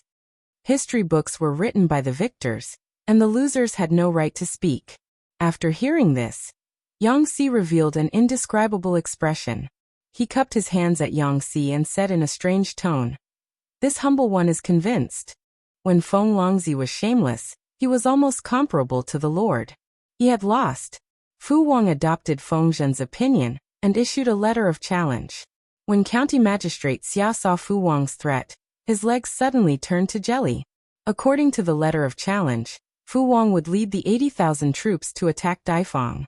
If they didn't know what was good for them, the 80,000 troops could trample Daifang to the ground with 1 foot. If he resisted stubbornly, the result would be the lives of his family and the lives of all the commoners in the city. What should we do? There are only 8,000 troops in the city. How can we fight against 80,000? County Magistrate Xia was indeed as Feng Zhen had said. He had a timid personality and didn't have his own opinions at critical moments. People didn't know how good Jiang Pingji's troops were in water battles, but they were good at sieging cities. The advisor asked, "Did the Duke of Zhengzhen not send reinforcements?" County Magistrate Xia was so anxious that he was sweating profusely. He couldn't help but complain. Yang Tao's troops are short on horses and there are gaps everywhere. How can he care about Daifang? The letter has already been sent out. The earliest reinforcements will arrive as 7 or 8 days. How can we withstand the ravages of those animals? Yang Tao also had his own difficulties, but County Magistrate Xia wouldn't understand. Instead, he was full of complaints. Do you think Fu Wang and the others will really massacre the city? Mu Xian said. It's hard to say. Lu Shi is restrained by the Nie family, and most of his troops are trapped in the north. Fu Wang has led troops to attack Zhangzhou for a long time, but he hasn't achieved anything yet. If we use the massacre to intimidate everyone, Fu Wang will encounter fewer obstacles when he attacks Zhangzhou from the south. The people in Zhangzhou weren't of one mind. The gentry all had their own plans. If they saw that things weren't going well, they would easily jump ship. If they used the massacre to show their strength, they might really be able to scare the counties along the way into surrendering. County Magistrate Xia became even more flustered when he heard this. The advisor continued, "We can roughly tell whether the situation is favorable or not. This is especially true for the strength of the 2 feudal lords. Lu Shi's troops are strong, and the Navy's combat power is also extraordinary. On the other hand, Yang Tao has spent too much of his troops in the alliance with Nansheng. How can he have the strength to deal with Lu Shi now? In my opinion, even if County Magistrate is doing this for the safety of the people in the city, you have to consider this letter of challenge carefully. No matter how sturdy the Daifang was, could it compare to the passes and cities that Jiang Pingji had previously pried open as easily as crushing dry weeds and smashing rotten wood? In terms of military strength, they only had 10% of the enemies. Not even the shadow of the reinforcements could be seen. They couldn't defend even if they wanted to. Instead of defending to the death and sacrificing the lives of all the people in the city, it was better to take the initiative to surrender to the enemy. Furthermore,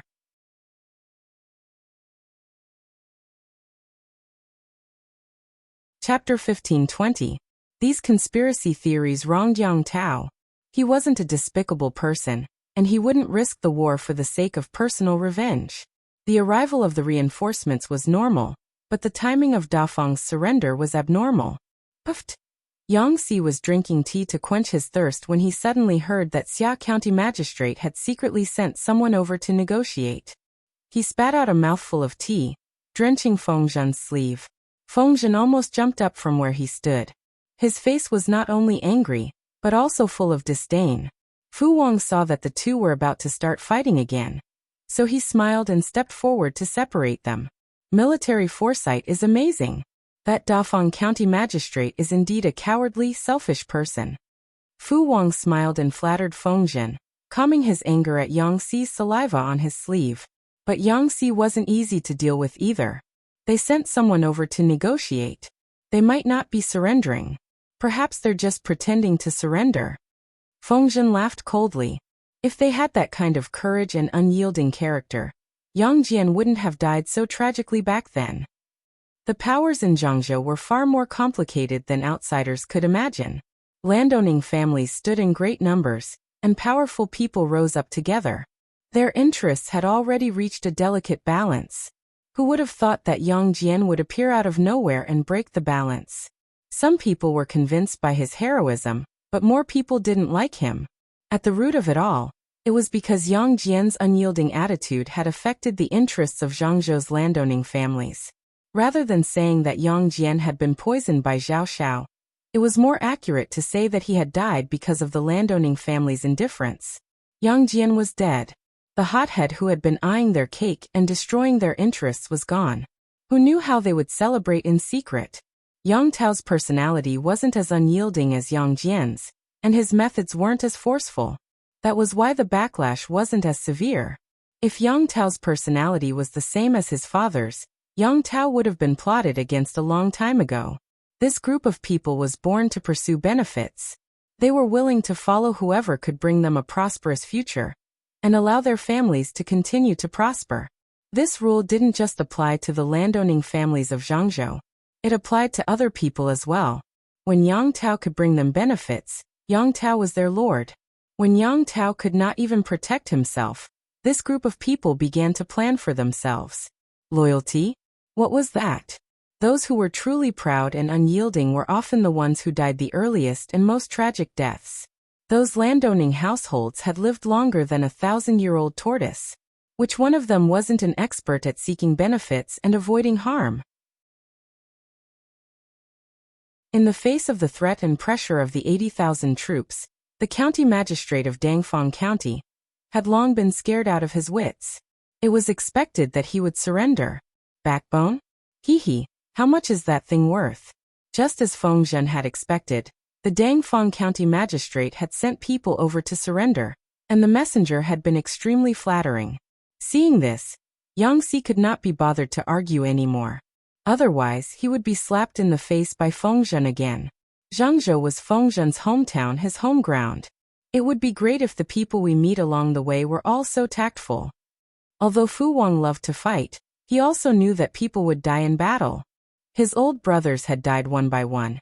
And now, when he found someone to drink with, it was always a new face. It would be the best if they could conquer Zhangzhou without shedding any blood. Unfortunately, this was just a daydream. Yang Si smiled and said, "General Fu, this isn't a good thing." Fu Wang asked him in surprise, "Why do you say that? Isn't it good for the enemy to surrender?" Yang Si said, "There are many people who have surrendered. Can you tell which ones are sincere, and which ones are pretending to surrender, and are waiting for a good opportunity?" If the road was filled with people who had surrendered, Yang Si would be so scared that he wouldn't be able to sleep. Fu Wang said, "What the military counselor said makes sense." County Magistrate Xia opened the city gates and surrendered without another word. He was very guilty, and so were the landowning households in the city. No one actually went to inform Yang Tao. When Yang Tao's reinforcements arrived nearby, he realized that something was wrong. He sent a few scouts disguised as refugees to scout for news. Not long after, the scouts returned. They told the general that there were no signs of a siege at the city gates, but the flag on the city walls had been changed to a flag with the surname Liu. The general who led the troops knew what had happened. He was furious and cut a withered tree at the side with his sword. These despicable people. Are they trying to kill us, and then wag their tails at the new master to claim credit? The general was so angry that his chest rose and fell violently, but he couldn't care less about his anger now. He could only immediately turn around and leave with his troops. 80,000 elites were stationed in Dafang, and the level of land warfare of the soldiers under Jiang Pingji's command was well known. The general didn't want to fight against the elites with an exhausted army after a long journey. However, he was still a step too late. Fu Wang led the troops to cut off their retreat. The two armies had a scuffle in the suburbs outside Dafang City.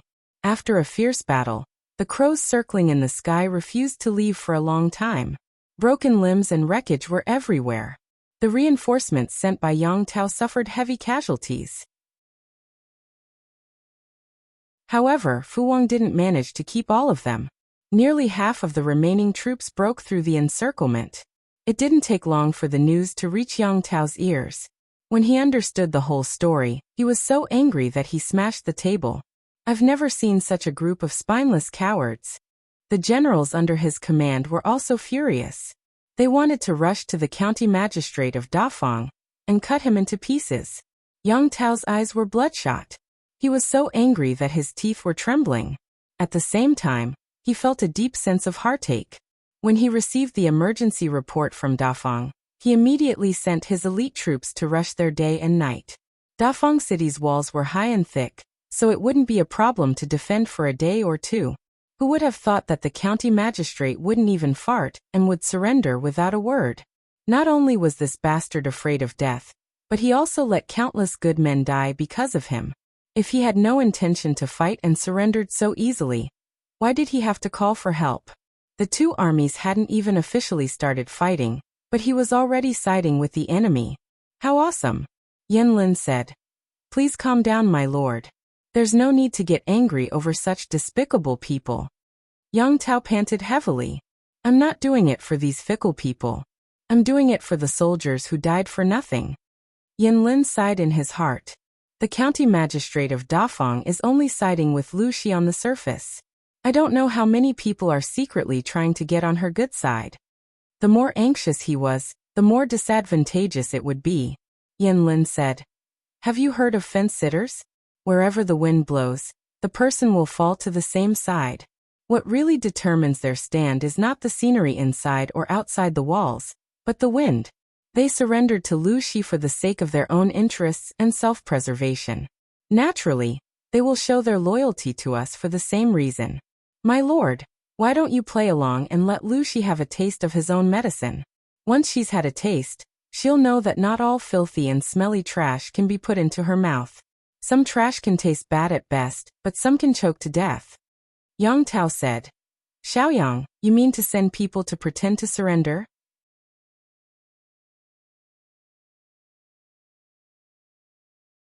Chapter 1521. Yang Tao didn't understand. What do you mean? Yan Lin's eyes were cold as he said, Lu Shi's advisor, Fengzhen, is from Zhangzhou's Anshan County. He was born into an aristocratic family and is very familiar with the powers in Zhangzhou. He probably knows which families are willing to join him and which families are not. Therefore, if they wanted to set up a trap, Yan Lin couldn't choose Yang Tao's people. The trick of injuring oneself to gain sympathy depended on the target. It was useless against a heartless animal like Fengzhen. You wouldn't trust him even if he killed him. I have a good candidate. Yang Tao asked who. The Zhao family. Zhao Xiao's Zhao family. Years ago, Zhao Xiao caused Yang Jian's death and brought his family to seek refuge with the fake emperor, Prince Changshou. Later, he followed Prince Changxing to Nanxing and secretly ran back to Dongqing. He even became Su Bei's guest minister. He was known as the best thief and was as sly as a mudfish. Yang Tao was also a man who could distinguish between kindness and hatred. He only wanted to kill the person who killed his father, so he didn't vent his anger on the Zhao family. However, Yang Tao didn't kill anyone, but the Zhao family didn't dare to relax. They were always on tenterhooks, afraid that Yang Tao would find them to settle old scores. If that happened, they wouldn't even be able to escape. The Zhao family was the happiest when Jiang Pingji called. It was no surprise that the Zhao family would defect to the enemy. Xiaoyang means to use them as candidates to fake their surrender? Are you sure? This isn't digging their own graves? Yang Tao didn't kill the other members of the Zhao family, but he had been secretly suppressing them in recent years.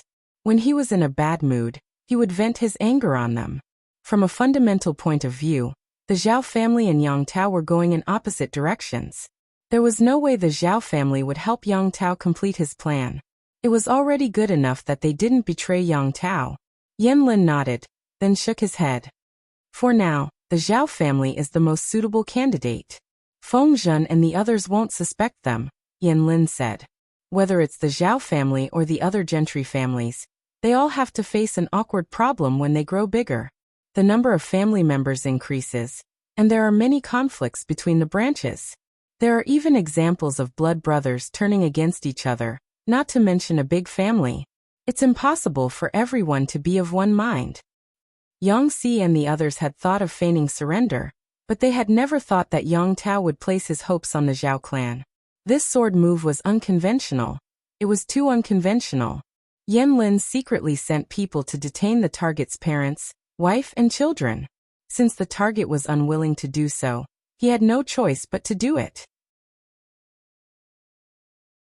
Since the county magistrate surrendered without even fighting, and the reinforcements sent by Yang Tao were intercepted by Fu Wang and his men, the morale of Zhangzhou's people plummeted. Fu Wang led his troops to advance southward with an unstoppable momentum. It only took him a month to reap a considerable harvest. Seeing that the situation was becoming clearer and clearer, the landowning households who had been hesitant immediately switched sides. Their secret letters were also sent more frequently, and the contents were no longer vague and ambiguous. Fu Wang sneered as he finished reading. He treasured the letters one by one. These were all for his lord to read. To put it nicely, these people were very sensible, and had bet on the right person. To put it bluntly, he had no backbone and was useless. Yang Tao hadn't lost yet, but they were already singing the bad news and sending flirtatious glances to the enemy.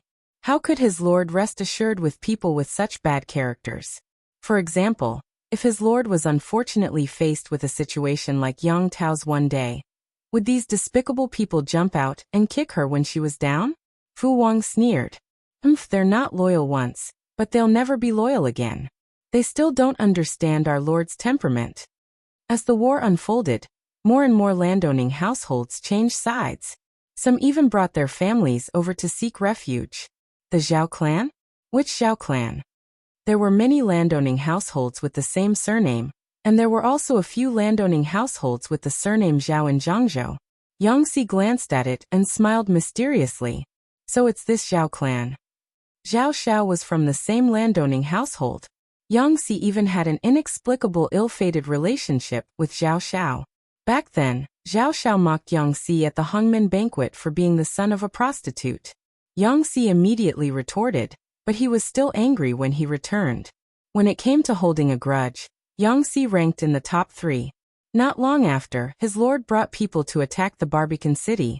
Yang Xi secretly concealed Zhao Xiao's whereabouts.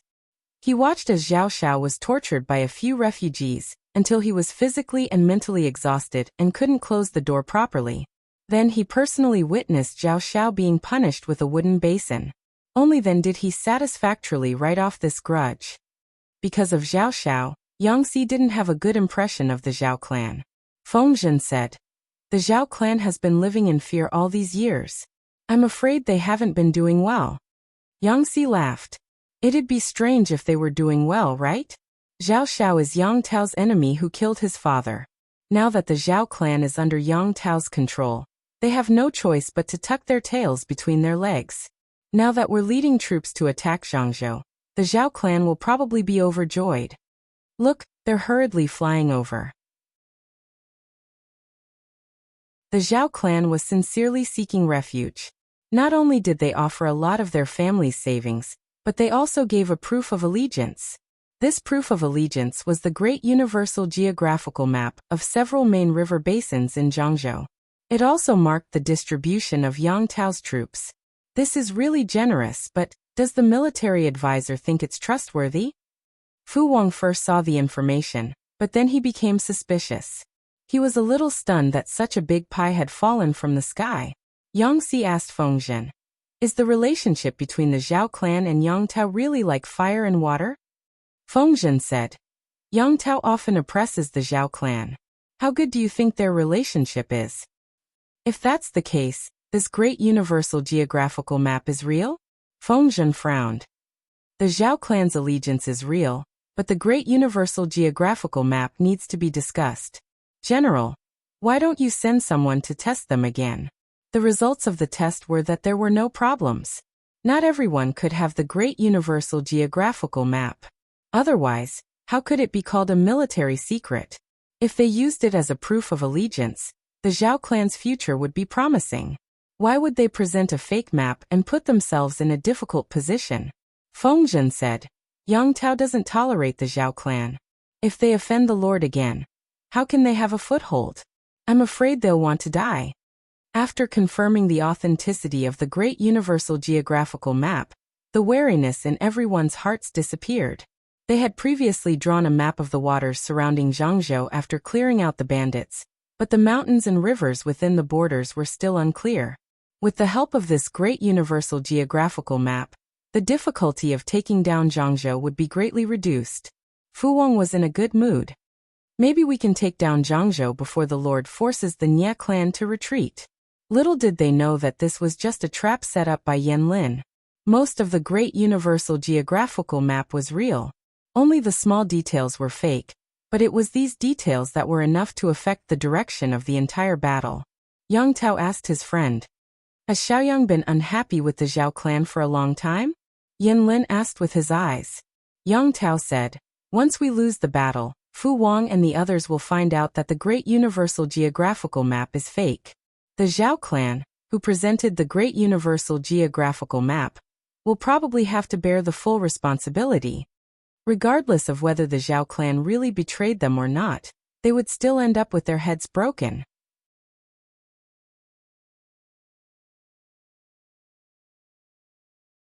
Chapter 1522. Yang Tao smiled. If that's the case, the Zhaos won't be able to explain themselves no matter how many times they open their mouths. Why bother? Even though he had killed his father, Yang Tao hadn't done anything to the Zhaos over the years. At most, he had suppressed them a little so that they wouldn't be able to rise again. The Zhao's status in Zhangzhou wasn't as high as it used to be, but at least they didn't have to worry about their lives. Now, in order to seek a better future, the Zhao family betrayed one side and sided with the other when the Willow family and the Willow family were at war. They used the war as a capital to climb the ladder to heaven and advance. Were they not afraid of climbing too high and falling from the sky, turning into meat paste? If they were unhappy with Yang Tao, they should have waited until he was defeated before throwing themselves at the enemy. To put it bluntly, their impatience was due to greed. How could the icing on the cake compare to providing timely help? Yan Lin looked down and sneered. Everyone has their own fate. If the Zhaos are destroyed, they have only themselves to blame. In troubled times, it was wrong not to pick a side, but it was also wrong to pick the wrong side. The Zhaos could only blame themselves for being short-sighted and unlucky. Whether it was Jiang Pingji or the other nobles, they all hated fickle and treacherous people from the bottom of their hearts. Yan Lin had used Jiang Pingji's hands to kill the Zhaos. That was the end they deserved. Yang Tao and Yan Lin watched the Zhao's fate coldly, but the Zhaos didn't think so. Once Yang Tao is destroyed, we can finally put down the knife on our necks. Ever since Yang Tao had risen again, the Zhaos had been trembling with fear, afraid that he would kill them one day.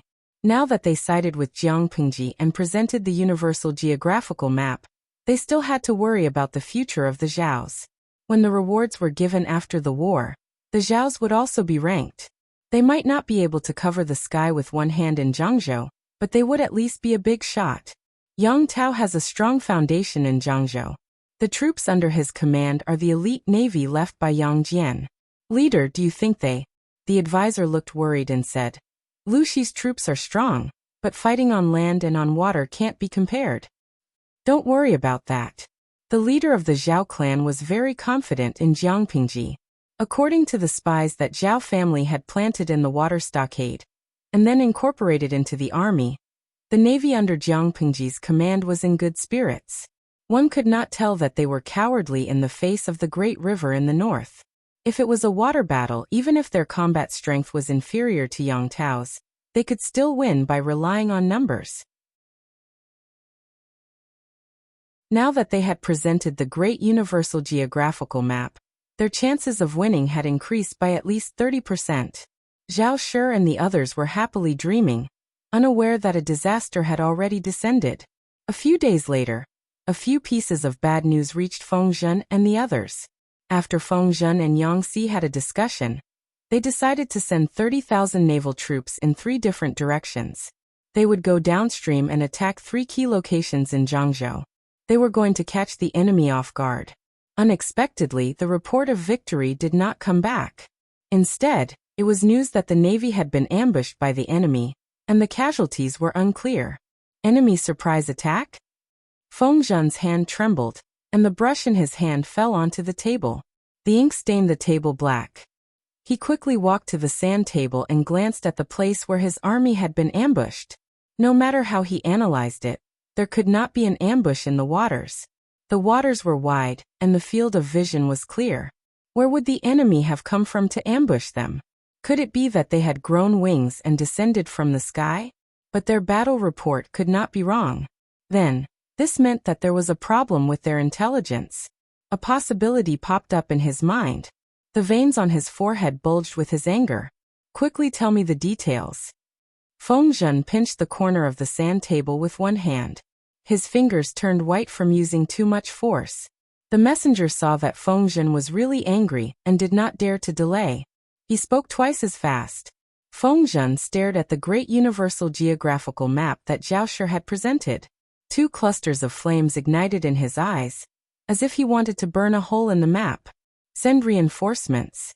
If they can make it in time, order the Vanguard Navy to turn back.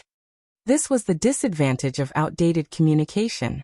If they could communicate in real time, the Vanguard Navy could send news back when they realized something was wrong. Then, Feng Zhen could order adjustments to the battle order to reduce unnecessary casualties and losses. It was too late to order reinforcements and retreat now. Report. The first messenger had just left when another soldier came running with an urgent report from the front lines. Feng Zhen had already expected this.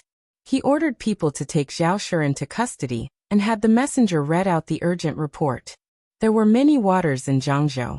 Some of the waters looked very calm, but under the water, there were undercurrents and reefs everywhere. If the navy at the helm was not careful, it could easily cause the ship to hit the reefs and sink. Once in the water, how could they fight? The navy was quite alert. When they realized that something was wrong underwater, they immediately sent people back to report. But they did not dare to delay military orders, so they chose a compromise. They had the army stop for half a day and sent dozens of soldiers on small boats to check out the situation in the waters. After investigating for an hour, they suddenly realized that the waters were very dangerous.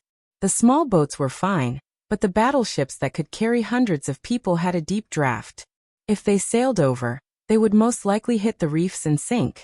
The commander of the navy discovered the problem and immediately realized that the intelligence given by his superiors was wrong.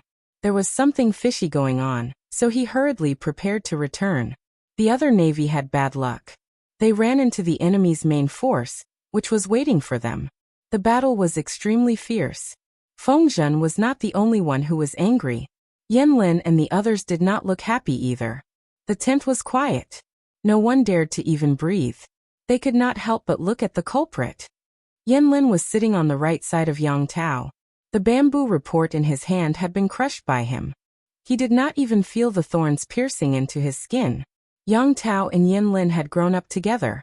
He knew what it was like to be angry, so he secretly shivered. Xiaoyang, this battle is not without gains.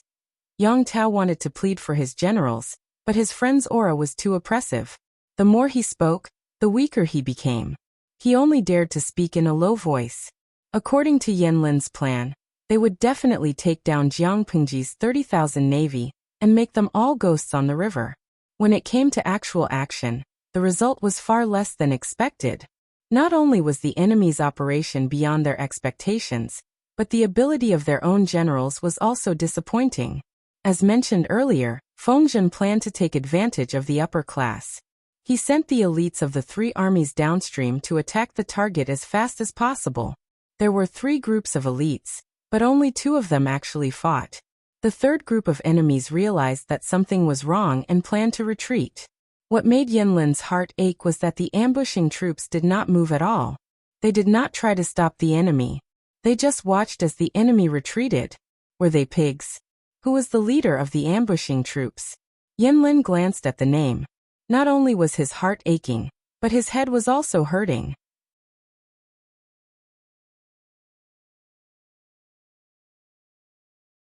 Chapter 1523.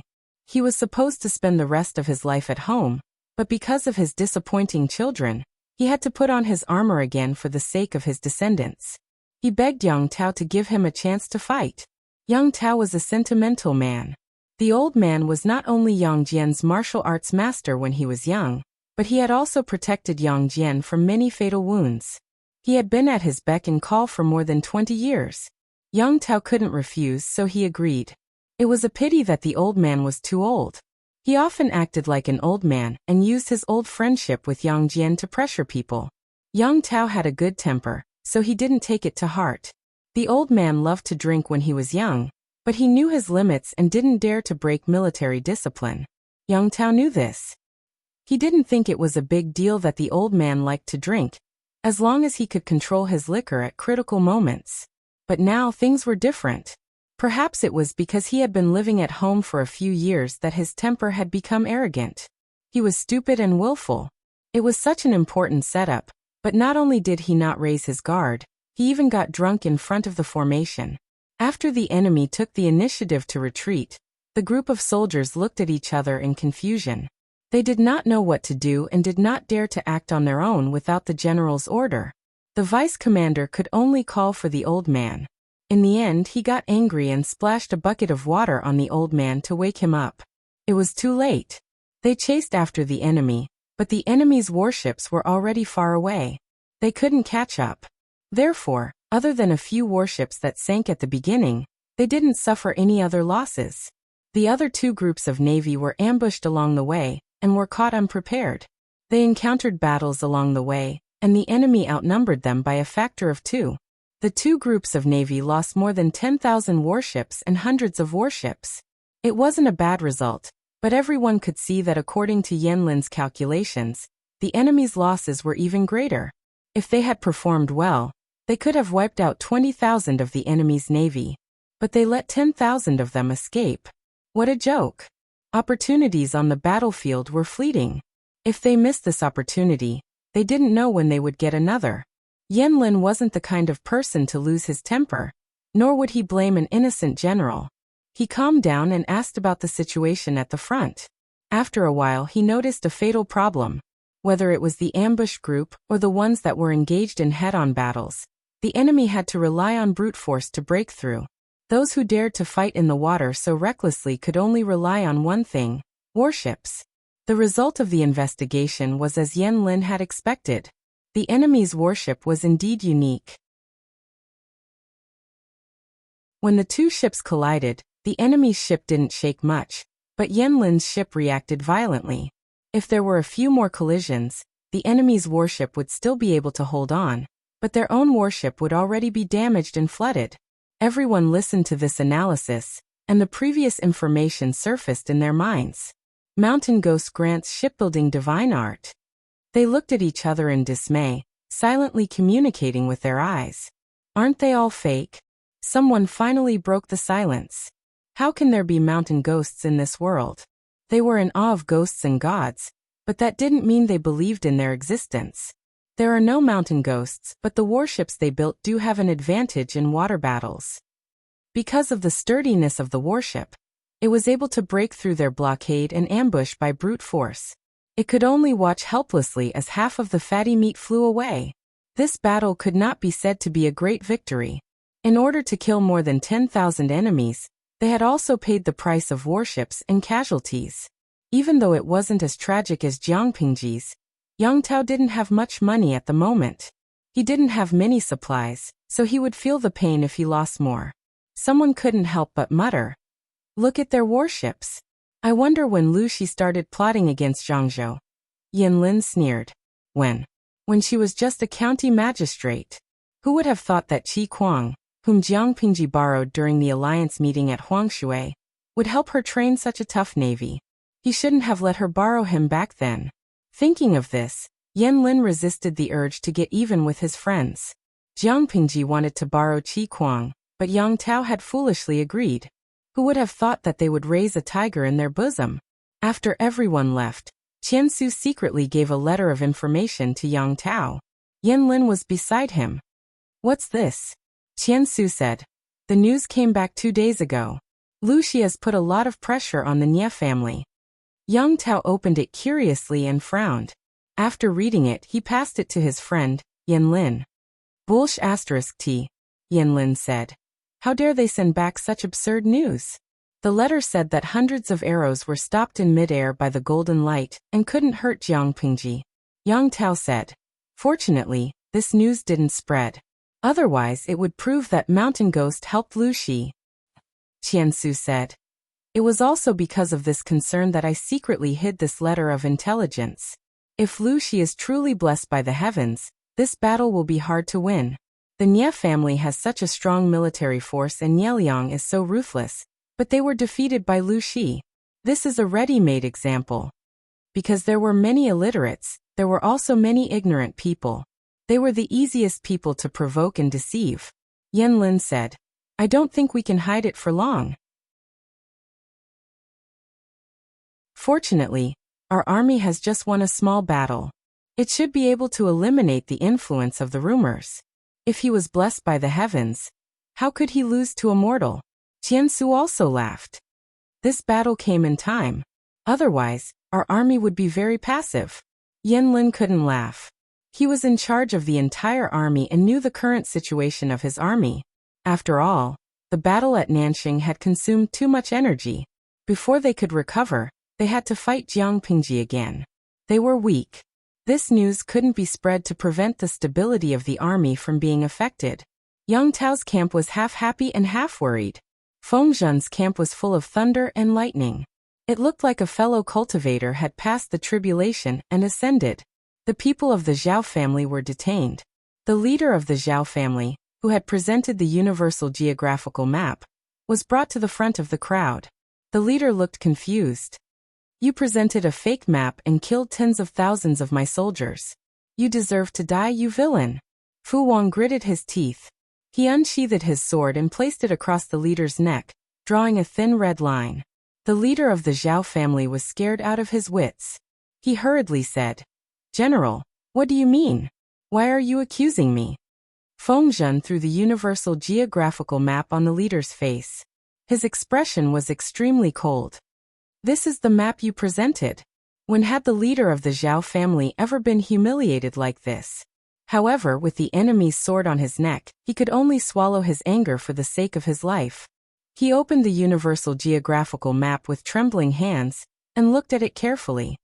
This is indeed the universal geographical map I presented. The map is fake, Yang Si sneered. Yang Si sneered and said, TSK, you colluded with Yang Tao to use fake pictures to harm people. What a loyal dog. The Zhao family and Yang Tao hated each other so much. How could they let bygones be bygones?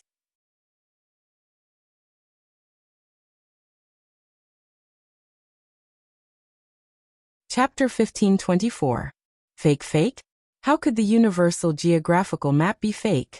Someone must be trying to frame us. The Zhao clan leader's heart skipped a beat.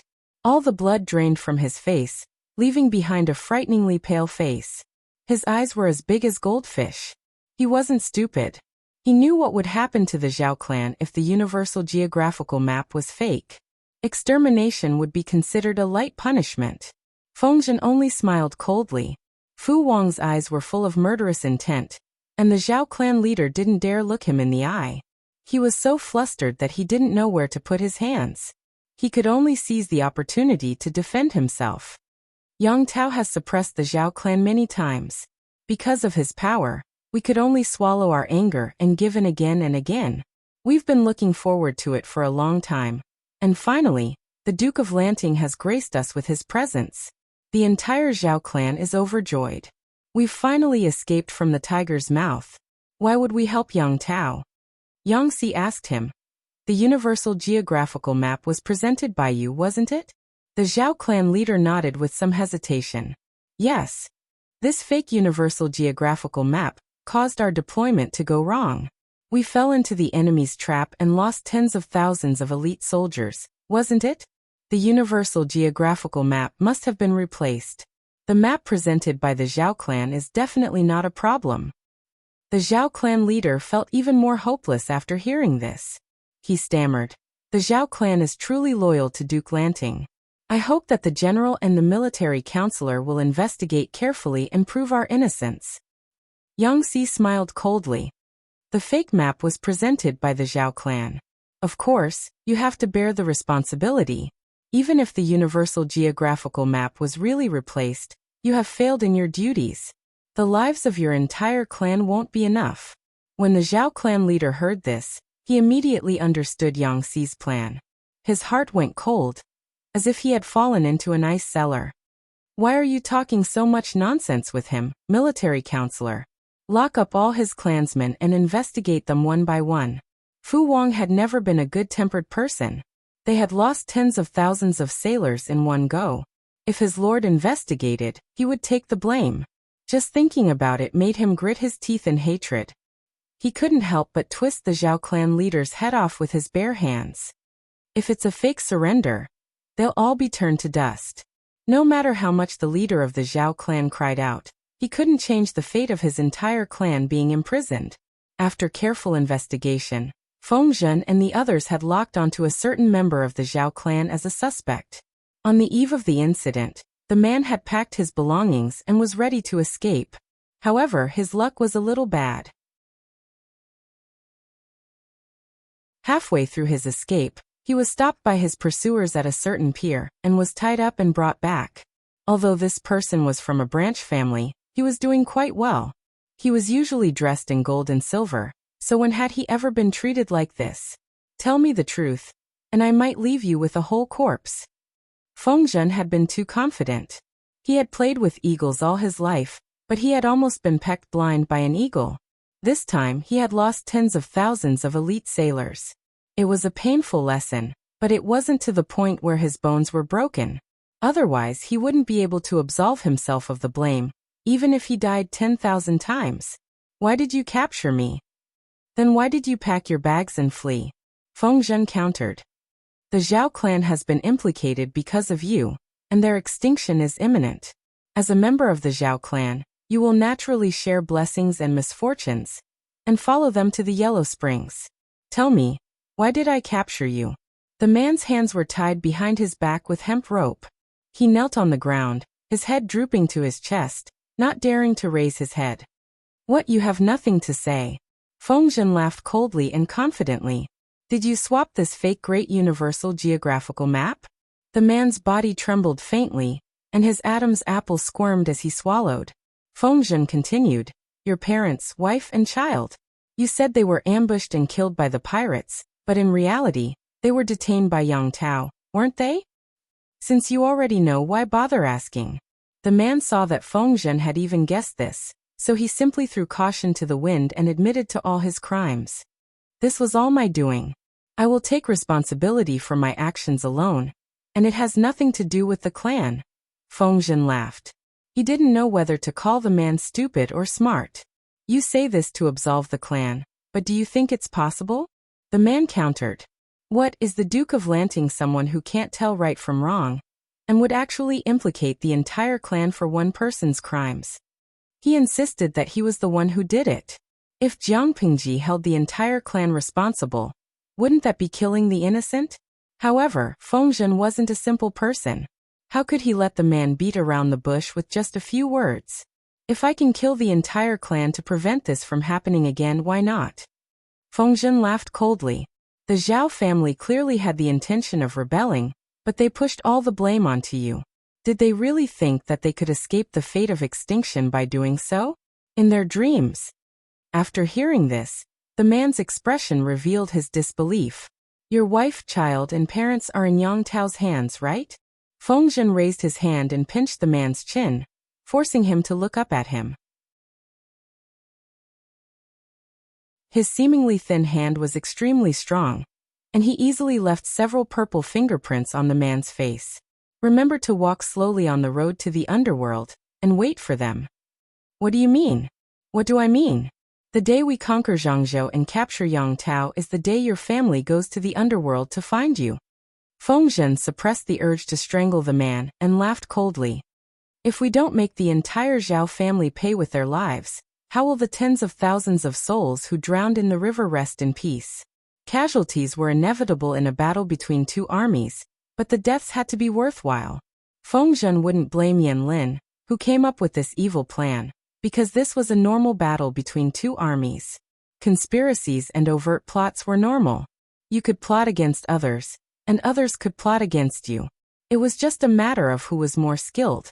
However, he couldn't tolerate the villains involved. The Zhao family brought their entire clan to seek refuge, but they presented the fake map. They deserved to die. Because they had lost a battle, Yang Tao's side was full of vigor. The gentry who had been throwing flirtatious glances at Jiang Pingji didn't make a move again. The secret report Jiang Pingji received was about the Zhao family. These gentry in Zhangzhou, are they all itching for a beating? The more he looked, the angrier he became, especially when he saw the number of casualties on his side. His heart burned with anger. Do they really think the feudal lords are like radishes and cabbages in the market that they can pick and choose? Yang Tao was weak, so the gentry in Zhangzhou kept throwing flirtatious glances at Jiang Pingji.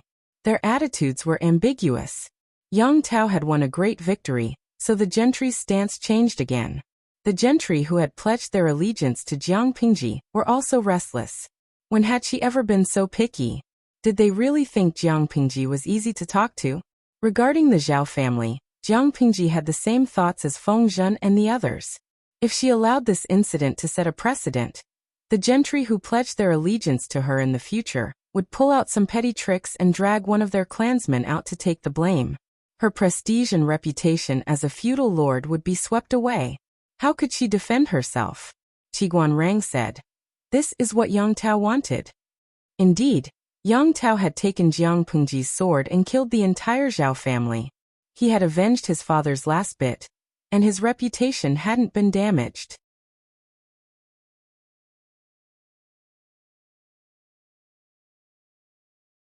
Chapter 1525.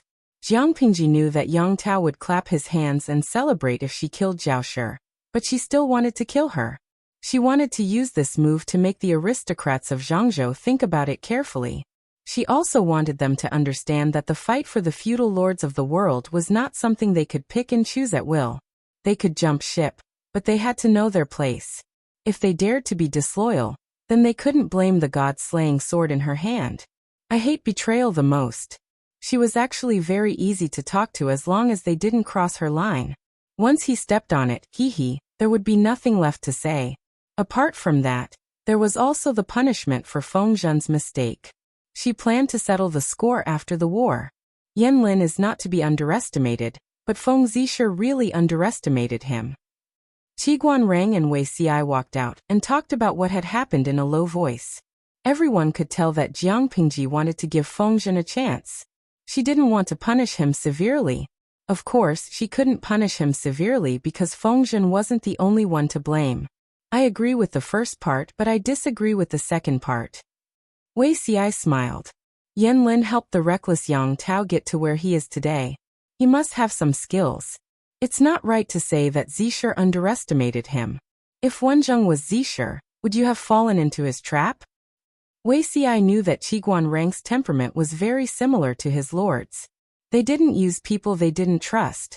No matter how one looked at it, it was reasonable for Zhao Shi to surrender. No one would believe that Zhao Shi, who had a grudge against Yang Tao, would help Yang Tao set someone up. Therefore, after accepting Zhao Shi, even if he had doubts about the universal geographical map, he had to use it. As long as he used the map, Yan Lin's plan would be half successful. The other half would depend on the outcome of the battle. Based on the fake map, Yan Lin had predicted the enemy's layout in advance. He had chosen the right 3 ambushes. It showed how difficult Yan Lin was to deal with. Even with Wei Xi's experience from his previous life, he wouldn't be able to win against Yan Lin. Qiguan Rang frowned and said gloomily, "It's hard to say. I'll most likely fall into his trap." Yan Lin's plan was not something that could be avoided by a cautious and suspicious person. Wei Xi was not surprised by Qiguan Rang's answer. Based on what happened in her past life, Qiguan Rang was the one who fought Yan Lin, not Feng Zhen.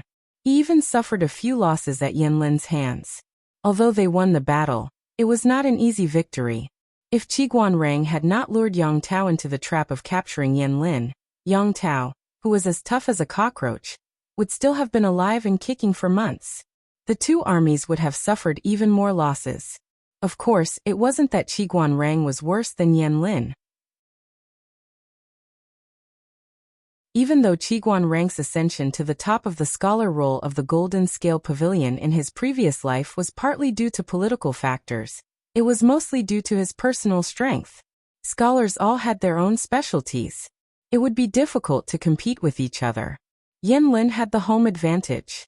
Whether it was Qi Guanrang or Feng Zhen, it was expected that they would suffer losses at his hands. The only difference was whether the losses were greater or lesser. Tao was Yanxi. Were to kill 10,000 elite Navy soldiers were Yanzhu. Yang said. To say. Yang said Yang. Yang S. Yang S. Wei Yang's Yang. Wei Xi didn't know much about the war because he hadn't experienced it himself. He only knew about the armaments and casualties of the two armies. This is a long war. Winning or losing doesn't mean anything. Wei Xi smiled. Wen Zheng, you have some confidence in Zisher. He may not be serious, but he's reliable at critical moments. Qi Guanrang snorted coldly, declining to comment. Hey, isn't that Dalong from the Feng family? Why are you standing there in a daze? With his sharp eyes, Wei Xi saw Feng Yi standing outside his tent waiting for someone, and called out to her with a smile. Feng Yi bowed to Wei Xi and Qi Guanrang. Greetings, uncles. Wei Xi lifted the curtain and smiled. It's still hot outside. Come in and have a seat. Feng Yi nodded. Qi Guanrang asked. Are you here about your father? Feng Yi said, yes. I'm feeling uneasy. After hesitating for a long time, I decided to come and see what you're up to. You're very honest. If it was your father, he'd probably try to deceive you. Qi Guanrang's usually stiff face revealed an unnatural smile. You don't have to worry about this. My lord doesn't mean to punish me. When your father returns in triumph, I'll make amends for my mistakes. With uncle's words, I'm relieved. Feng Yi heaved a sigh of relief and immediately revealed an embarrassed blush. He explained in a slightly awkward manner. Just now, I received a letter from my mother. I was just worried that if this matter reached home, she would be worried. So that was the case. Wei Xi was amused. No wonder the steady Feng Yi would come to see what he was up to. Seeing Feng Yi leave, Qi Guanrang said. Although they're mother and son, they have a good relationship. I really don't know how this Feng Longzi did it. He's useless and unsteady, but his wife is smart and capable. His son is also a good seedling. It's enviable. Wei Xi said sourly, maybe he'll have better seedlings in the future. Feng Yu hee. He should have eliminated this child when he was selecting the study companions of the crown prince. Why was the pig in Feng Zhen's house eyeing the good cabbages in other people's courtyards? Qi Guanrang asked faintly. Can Feng Longzi still make it? Feng Zhen drank alcohol and took hanqi powder. Although he quit under the Lord's tyranny, could his seed still survive? Wei Xi revealed an indescribable expression. What was the point of asking him if Feng Zhen could make it? However, he really did know. This was a pain in the ass. Wei Xi didn't struggle for too long. Soon, he was called away by the messenger who ran over. My lord is busy. Qi Guanrang revealed a complicated expression after hearing this. He stretched out his hand towards Wei Xi, indicating that he should go. He didn't need to be called. The messenger said again, My lord has summoned both military counselors. Qi Guanrang responded with an "Oh." There was no awkwardness on his expressionless face. He smoothed out the folds of his sleeves. The two of them went to the commander's tent together. What's going on now? Qi Guanrang was curious. Wei Xi didn't know either. He only said, You'll know when you get there. Just like the two of them, everyone returned to their respective tents. They hadn't even sat down when they were called over by their lord. They came a few times a day. Their legs were so thin that they could walk. The Nia army seems to have the intention of withdrawing. Everyone had just arrived when Jiang Pengji said such a sentence. Everyone was collectively dumbfounded. Withdrawing? The Nia army? It couldn't be. They refused to withdraw even when Liang knelt down. Why would they withdraw now? Wei Xi frowned and said, Could it be that there's a problem at the rear? Wei Xi had also heard of the trivial matters of the Nia family. When Liang was still alive, they still knew to be cautious. Now that Liang was dying of illness and Qing was in a hurry to take over, how would Liang's uncles be willing to see a grandson defecate on their heads?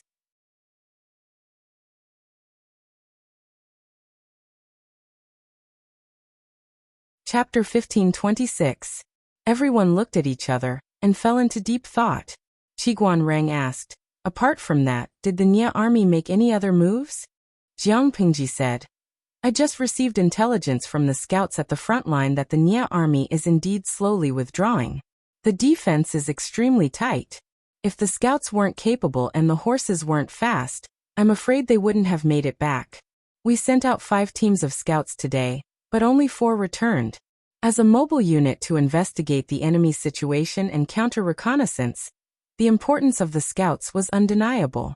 The scouts under Jiang Pingji's tent were special forces who had undergone special training.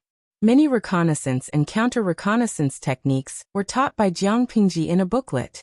Scouting the terrain, drinking water, and even drawing topographical maps were not a problem. Their mastery of combat belonged to the group of people at the peak of the military camp. To facilitate the scouts' work, Jiang Pingji equipped them with horses of the northern borderline. The harness was also specially made. Not only were they fast, but they also had strong endurance and explosive power. They had an advantage in mobility. They could escape immediately if they encountered a large group of enemies and save their lives.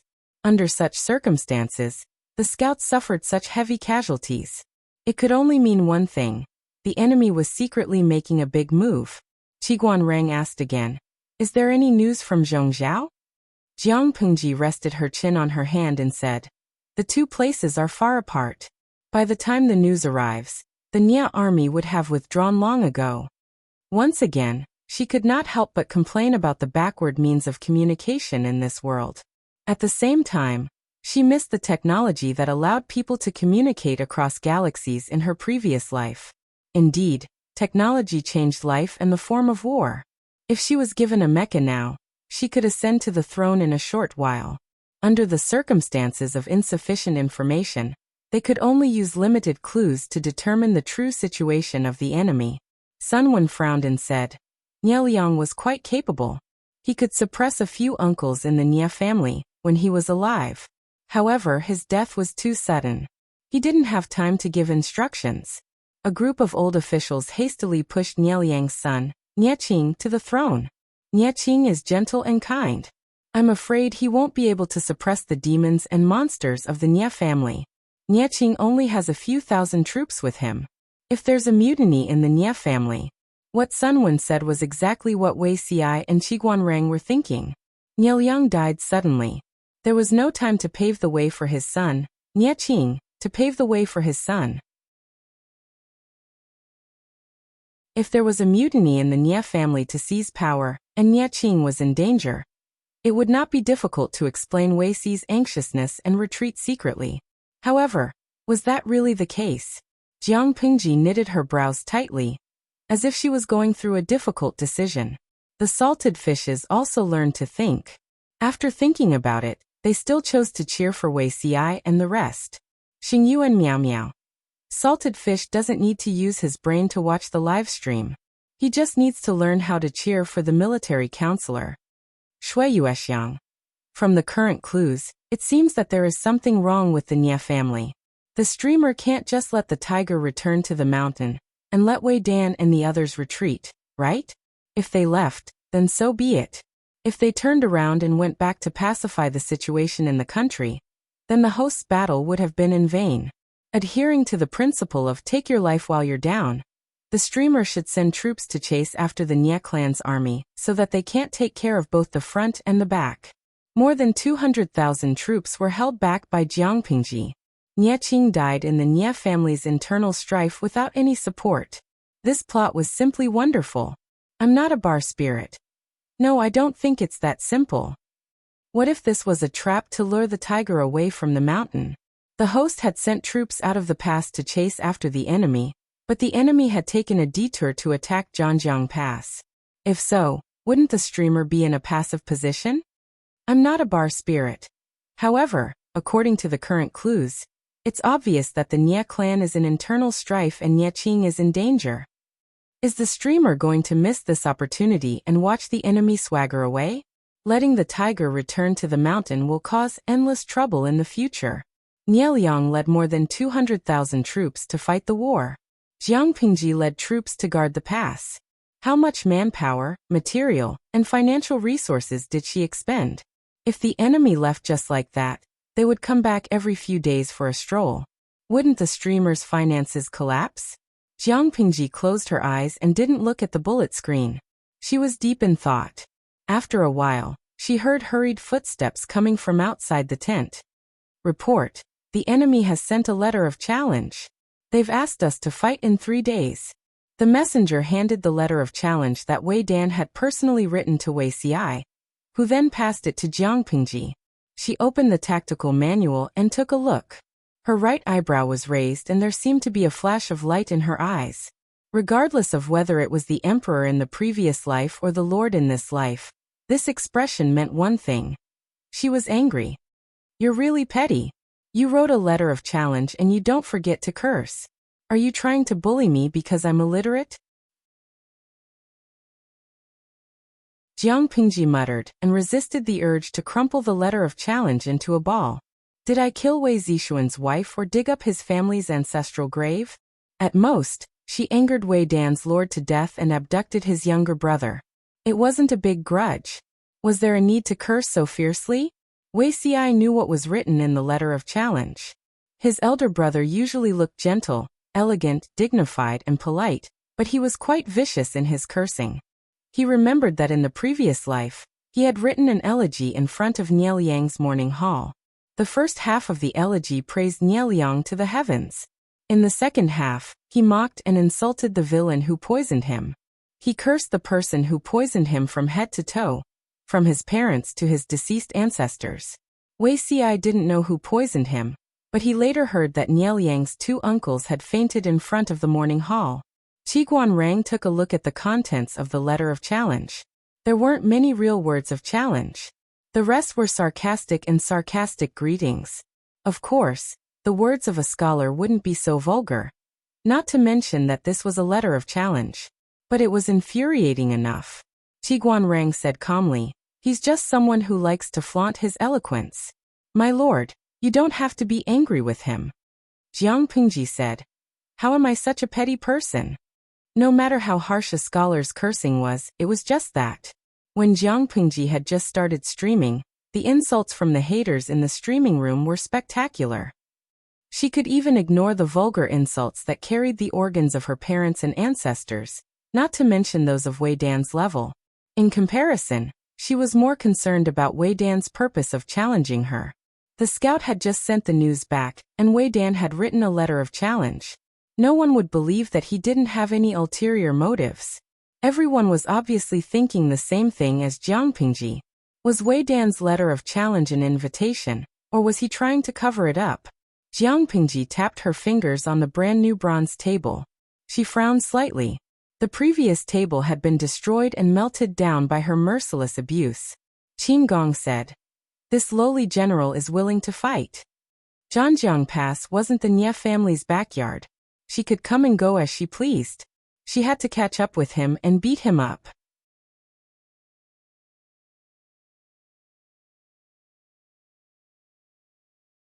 Chapter 1527.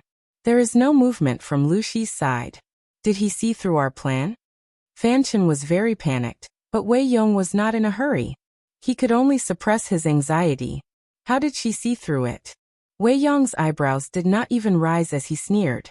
Other than a few trusted generals who participated in the battle, no one else knows about this. They all think that the Nie family is in chaos and the young master is in trouble. In this kind of situation, if Lu Shi can escape... Wei Yong paused suspiciously for a moment, disdain appearing in the depths of his eyes. Then, this is probably fate. You never believed in this. Fan Chen and Wei Yong had a good relationship and had a certain understanding of the latter. Ever since the previous master Nie Liang died of illness, Wei Yong had changed. Fan Chen could not say exactly what had changed, but it was definitely not a good change. Fan Chen expressed his understanding of this. In the mortal world, boring bodies were everywhere, and interesting souls were 1 in 10,000. How rare was it to meet someone who understood him? After the previous master Nie Liang died of illness, while Wei Yong had not reached the level of broken zither and broken string, he had been somewhat disheartened. If the previous master had not entrusted his son Nieching to Wei Yong before he died, Wei Yong would have wanted to retire. Fan Chen was not making this up. Just from how Wei Yong addressed Nieching and Nie Liang he could tell. Everyone had changed to address Nieching as Lord. Only Wei Yong stubbornly called him young master. He was clearly unwilling to accept the reality of Nie Liang's death. If Nieching was not Wei Yong's son-in-law and student, and the two were like father and son, just this address would have thoroughly offended Nieching. The old master had died of illness and been buried, but the old subject was still unwilling to accept reality. Where did Wei Yong plan to place the new master? No matter how broad-minded a person, once they reached this position, Nieching could not completely ignore it. Even if it was just a little dissatisfaction over time, it would be enough to destroy the friendship between Nieching and Wei Yong. Thinking of this, Fan Chen reminded in a low voice to prevent Wei Yong from stepping on a landmine in the future. The previous master has passed away for a long time, and Zi Shun is a reasonable person. No matter how good your relationship with the present lord, you are not biological father and son. The way you address me, you should change it. Don't embarrass the lord. Out of the corner of his eyes, Wei Yong glanced at the orange afterglow on the horizon. His lips were tightly pursed, and he seemed a little stubborn. Fan Chen said, "The previous lord has already left." By doing this, other than making others look at the lord differently and suspect that the lord's position was not obtained through proper means, there is no other meaning. If someone uses this to make a big deal out of it, not only will Her Highness be passive, but you won't be able to get anything out of it either. Wei Yun said, "My lord hasn't really left yet." Fan Chen's heart jumped. The previous master wasn't dead? But Wei Yong added, "The scheme he set up before his death hasn't ended. How can you say that he's gone? Next time, speak more swiftly and finish it in one breath." Fan Chen nearly choked on his words as he grumbled, "You almost scared me to death." Wei Yong said calmly, "When this matter is over, Yong will personally apologize to the young master." Fan Chen laughed. "You are still so stubborn." On the other hand, Jiang Pingji had investigated more evidence that the Nie camp was preparing to withdraw its troops. Although the camp was still there and the patrolling troops were normal, the scouts secretly discovered that these patrolling soldiers appeared very frequently. A certain soldier with a scar on his face appeared 3 times in a short period of an hour. Obviously, the enemy wanted to use this to create the illusion that there were sufficient soldiers in the camp to cover up the fact that they were secretly withdrawing their troops. Qiguan Rang said, "In that case, Wei Yong's letter of challenge is also trying to cover it up. If they really waited for the agreed time to send out the troops, perhaps the enemy's camp would have already been emptied, and they would have directly stood them up." Bai Ning stepped forward and cupped his fists. "Time waits for no man. My lord, please make a decision soon." If she hesitated any longer, they would be completely exposed. Jiang Pingji closed her eyes and pondered. She was still hesitant, and did not immediately give the order to send out the troops. Given Jiang Pingji's overly decisive character, this was extremely rare. Qiguan Rang asked her, "My lord, do you suspect that something is wrong?" "I can't put my feelings into words. I just feel that it's too smooth, and it's somewhat surreal." Jiang Pingji said, "The Nie clan mightily brought more than 200,000 troops to attack Zhanjiang Pass, but now they have to flee pathetically because of the internal strife. I always feel that it's very dramatic." Jiang Pingji thought for a long time before she found such a word to describe the current situation. The Nie clan had really attacked Zhanjiang Pass a few times, and Jiang Pingji had successfully stopped them. In the end, neither side gained any benefits. Jiang Pingji's side suffered great losses, but the Nie clan's side suffered little? Nie Liang had already folded in. Qiguan Rang said, "The battlefield is like this. Opportunities are fleeting. The Nie clan doesn't have the upper hand and there's internal strife.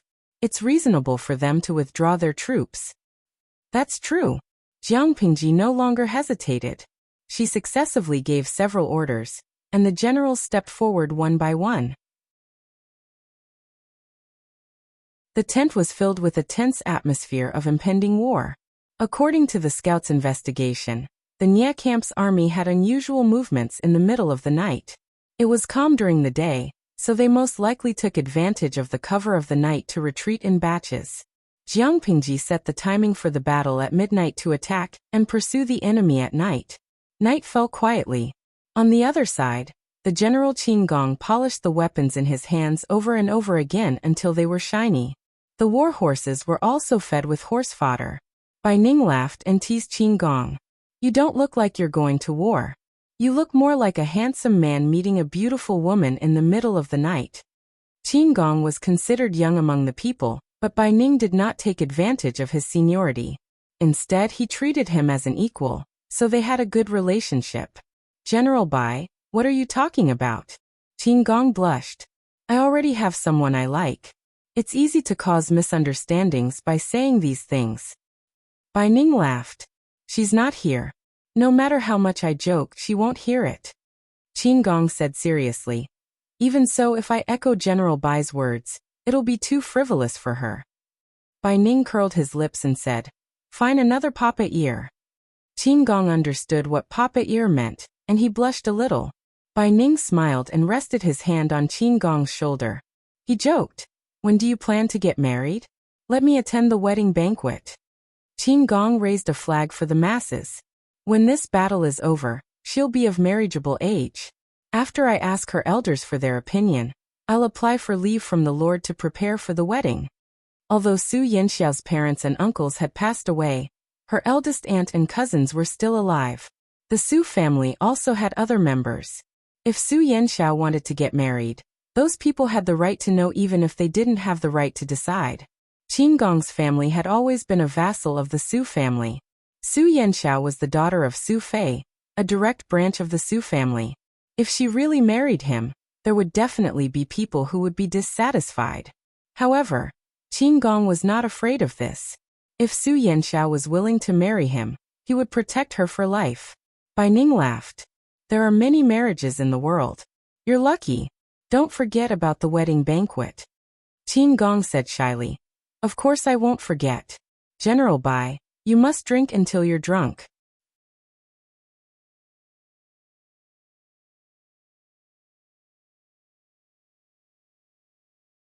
Chapter 1528. What's there to say? Jiang Pingji passed by in her military uniform. Her sharp ears overheard their conversation, so she interrupted and asked. Bai Ning laughed. Feng is preparing to marry a beautiful lady. He'll be hosting a banquet. He wants me to go and drink until I'm drunk. Jiang Pingji glanced at Qin Gong. He had a bright and warm smile on his face. She could tell that he was in a good mood. Don't say things like, I'm going to get married after the war. Wife and children will warm the Kong bed. Jiang Pingji also learned about the certain death flag from the audience. It was common in dramas and movies. The main character who spoke would definitely die. The purpose was to set off the tragic atmosphere. Even though Jiang Pingji herself had raised countless flags, it was indeed inauspicious to say such things before the war. Qin Gong asked in surprise, There's a saying for this? Jiang Pingji said, I don't know where I heard it, but those who said such things before the war basically never came back. Qin Gong's face turned pale. Bai Ning patted his shoulder and said in a rough voice, Don't be afraid. Just spit a few times and take it back. It was originally a joke, but he didn't expect that Qin Gong would actually learn to do it seriously. He looked very cute. Jiang Pingji could not help but be speechless. I lied to you. You two actually believed it. Qin Gong opened his innocent eyes wide, seeing that Jiang Pingji could not continue doing evil. She asked, Do you really plan to marry Lady Su after the war? Qin Gong nodded. He was immediately stunned. He asked her, How did you know it was her, my lord? Jiang Pingji asked in return. If it wasn't for this intention, you wouldn't have to take care of everything even if she's the daughter of your former lord, right? That's what I think. Qin Gong said. After the war I'll marry her. I can take care of her in the future. It's killing two birds with one stone.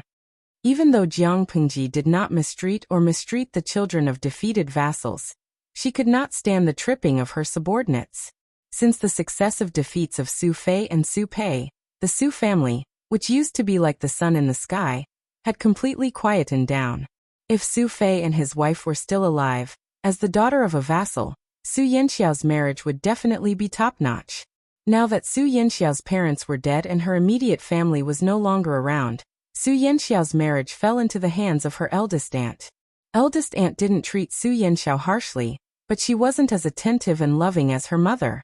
Marriage was even more out of the question. Most of the time, she would be married to the legitimate son of a small aristocratic family. If she was unlucky, she might even be married to a commoner who had recently risen to power. Once she got married, Qin Gong would have to avoid arousing suspicion, and would not be able to protect her.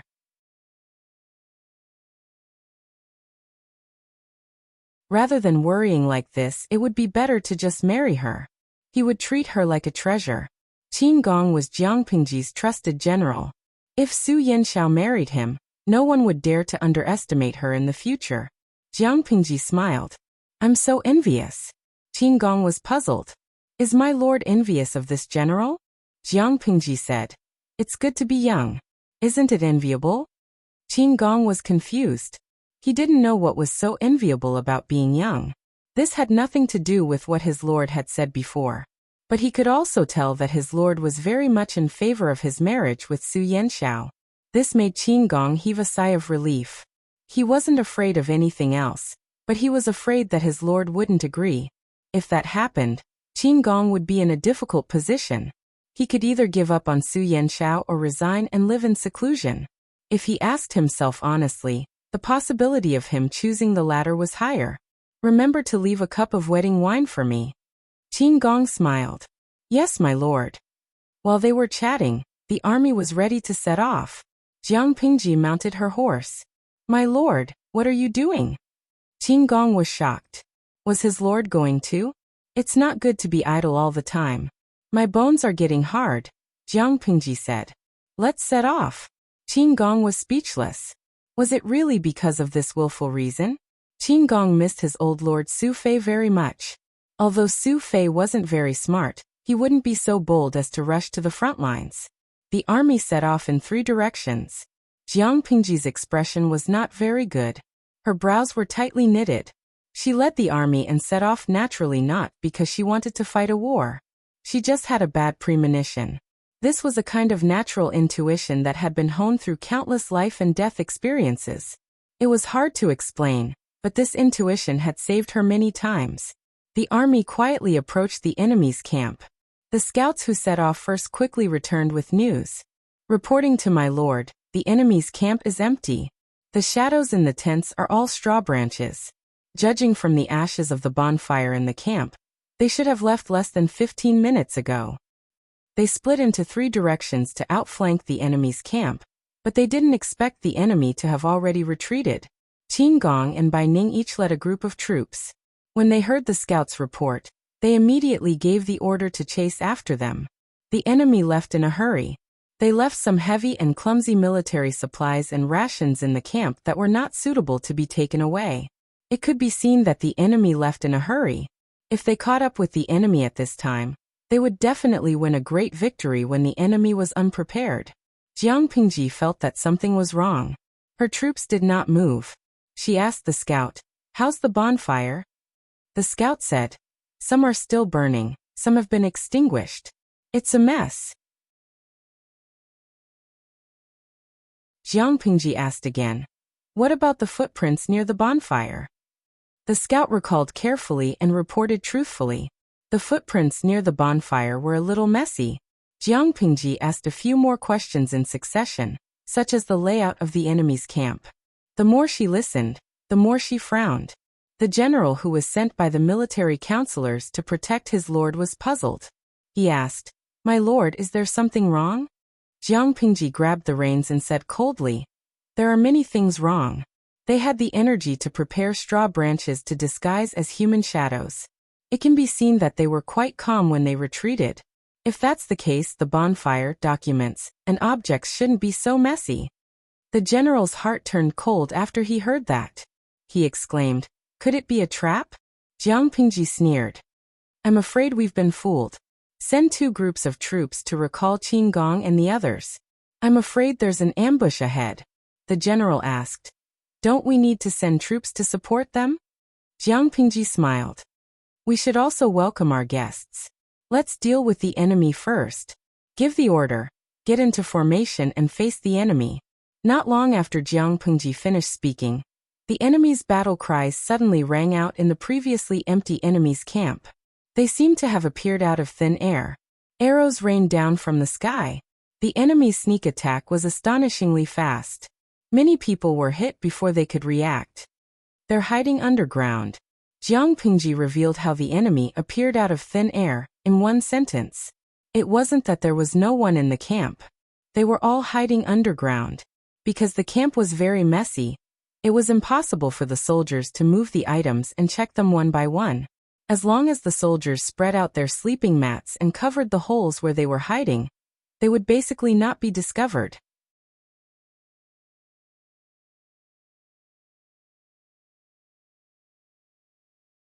Chapter 1529. What are you waiting for? Let's go back. Jiang Pengji pulled out her god-slaying sword. Her eyes were fierce. The deputy general said, "Yes, sir."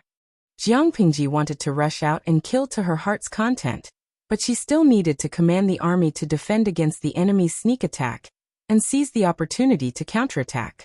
The enemy seized the initiative. As soon as they arrived, they rained arrows and disrupted the army's formation. Under such circumstances, if there was no chief commander to command and dispatch, the casualties would be terrible when the enemy rushed in. Jiang Pengji was reckless, but she never delayed important matters. I wonder how Feng Jing and the others are doing. These troops were indeed elites who had been trained for many years. Jiang Pengji often arranged military exercises and rehearsed all kinds of unexpected situations. Therefore, even though the enemy seized the initiative this time, they reacted after the first wave of arrows. They shrank their formation and adopted a defensive formation. This was the method of minimizing losses. At the same time, it could reflect the true combat quality of an army. At the same time, the scouts sent by Jiang Pengji also desperately chased after Qin Gong and Bai Ning's troops. Unfortunately, it was night and visibility was limited. It took them a lot of effort to find the route of the two troops. They hurriedly chased after them, which wasted a lot of time. By the time they caught up with the two troops, the situation had changed. Bai Ning was cautious by nature. Even if he led the troops to chase after the enemy, he would still consider his surroundings. Therefore, he was slower. When the scouts caught up, the army had not yet been ambushed. Bai Ning was also very surprised by the appearance of the scouts. The scouts did not have time to turn over and dismount from their horses. They directly conveyed the order. Retreat. Bai Ning was stunned at first, then he immediately understood something. He immediately ordered the army to turn around and retreat. However, the enemy was secretly watching them. The army's retreat was obvious, so they could not sit still. The originally pitch-black call suddenly lit up with countless orange flames, and countless fire arrows descended from the sky. Bai Ning was shocked, but he still looked calm on the surface. The soldiers also seemed to have taken a tranquilizer. They defended and retreated in an orderly manner at the same time. Was he not panicking? How could it be? He was panicking to death. He never thought that this was a trap set by the enemy. However, Bai Ning knew that as the chief commander he could not panic. Once he panicked, the army would be like headless flies. They would run around without order and be surrounded and killed by the enemy sooner or later. If Bai Ning's luck was considered good, then Qin Gong's side was quite unlucky. He had completely stepped into the enemy's trap. When the scouts arrived, the scene was already in chaos. The two armies were fighting each other. The light of the fire spread, almost turning this part of the world into daylight. The soldiers' battle cries were sharp and resounding, as if they were about to pierce through one's eardrums. The enemy's sneak attack was quite sudden. Although Qin Gong was not injured, he remembered the time when he followed Yangtze and was blocked by Han Yu in the Longxi Canyon. He couldn't help but laugh bitterly. What kind of lousy luck did he have to be ambushed time and time again? It used to be Han Yu, and now it was Wei Yong. However, they were lucky to have been saved by the Lord last time. Now they could only rely on themselves and the soldiers around them. If he didn't fight for a way out, he would probably be buried here. At this moment, Qin Gong was still thinking about what his lord had said before he sent out the troops. It's better not to say things like, I'm going to get married after this battle, so that my wife and children can stay by my side. I don't know where I heard this before, but those who said this before the war basically never came back. Never to return? The enemy had set up this sneak attack with the intention of making them never come back. Qin Gong didn't want to die here. He still had to make contributions and accumulate merits, so that he could go back and marry the eldest lady of the Su family and protect her for the rest of her life. In the distant rear, Su Yanxiao suddenly woke up in the middle of the night. The maid who was sleeping outside put on some clothes and came over. Is the eldest lady going to get up at night? When the maid brought the candle closer, she saw that Su Yanxiao's nightgown was almost soaked with sweat. No. I just had a very scary dream, but now that I'm awake, I can't remember what it was. The maid also said. Look at the eldest lady's face covered with sweat. It must have been a nightmare. I'm going to ask the kitchen to prepare a bowl of soup for you. Su Yanxiao shook her head. No, it's the middle of the night. I won't be able to sleep after drinking soup. The maid said, if that's the case, I'll stay and talk with the eldest lady for a while. Su Yanxiao nodded lightly. The maid beside her was sent by Qin Gong. She was careful, considerate, and efficient. She quite liked her. When she thought of Qin Gong, an unexplainable panic rose in her left chest. Eldest lady, are you feeling uncomfortable? The maid saw her raising her hand to cover her chest, frowning slightly, and her lips pale. She suddenly became nervous. Su Yanxiao said. The dream I had just now seemed to be related to Qin Sanlang. Did something happen to him at the front? Since the two of them had a tacit understanding, Su Yanxiao changed the way she addressed him and called him Qin Sanlang. It was neither too intimate nor too distant. The maid said, old people always say that dreams are the opposite of reality. Qin Langjun is good at fighting. How could something happen to him? Su Yanxiao was skeptical, but she still felt uneasy. The maid tried to coax her to sleep. Su Yanxiao couldn't help but put her hand under the pillow, and her fingertips touched a cold jade hairpin.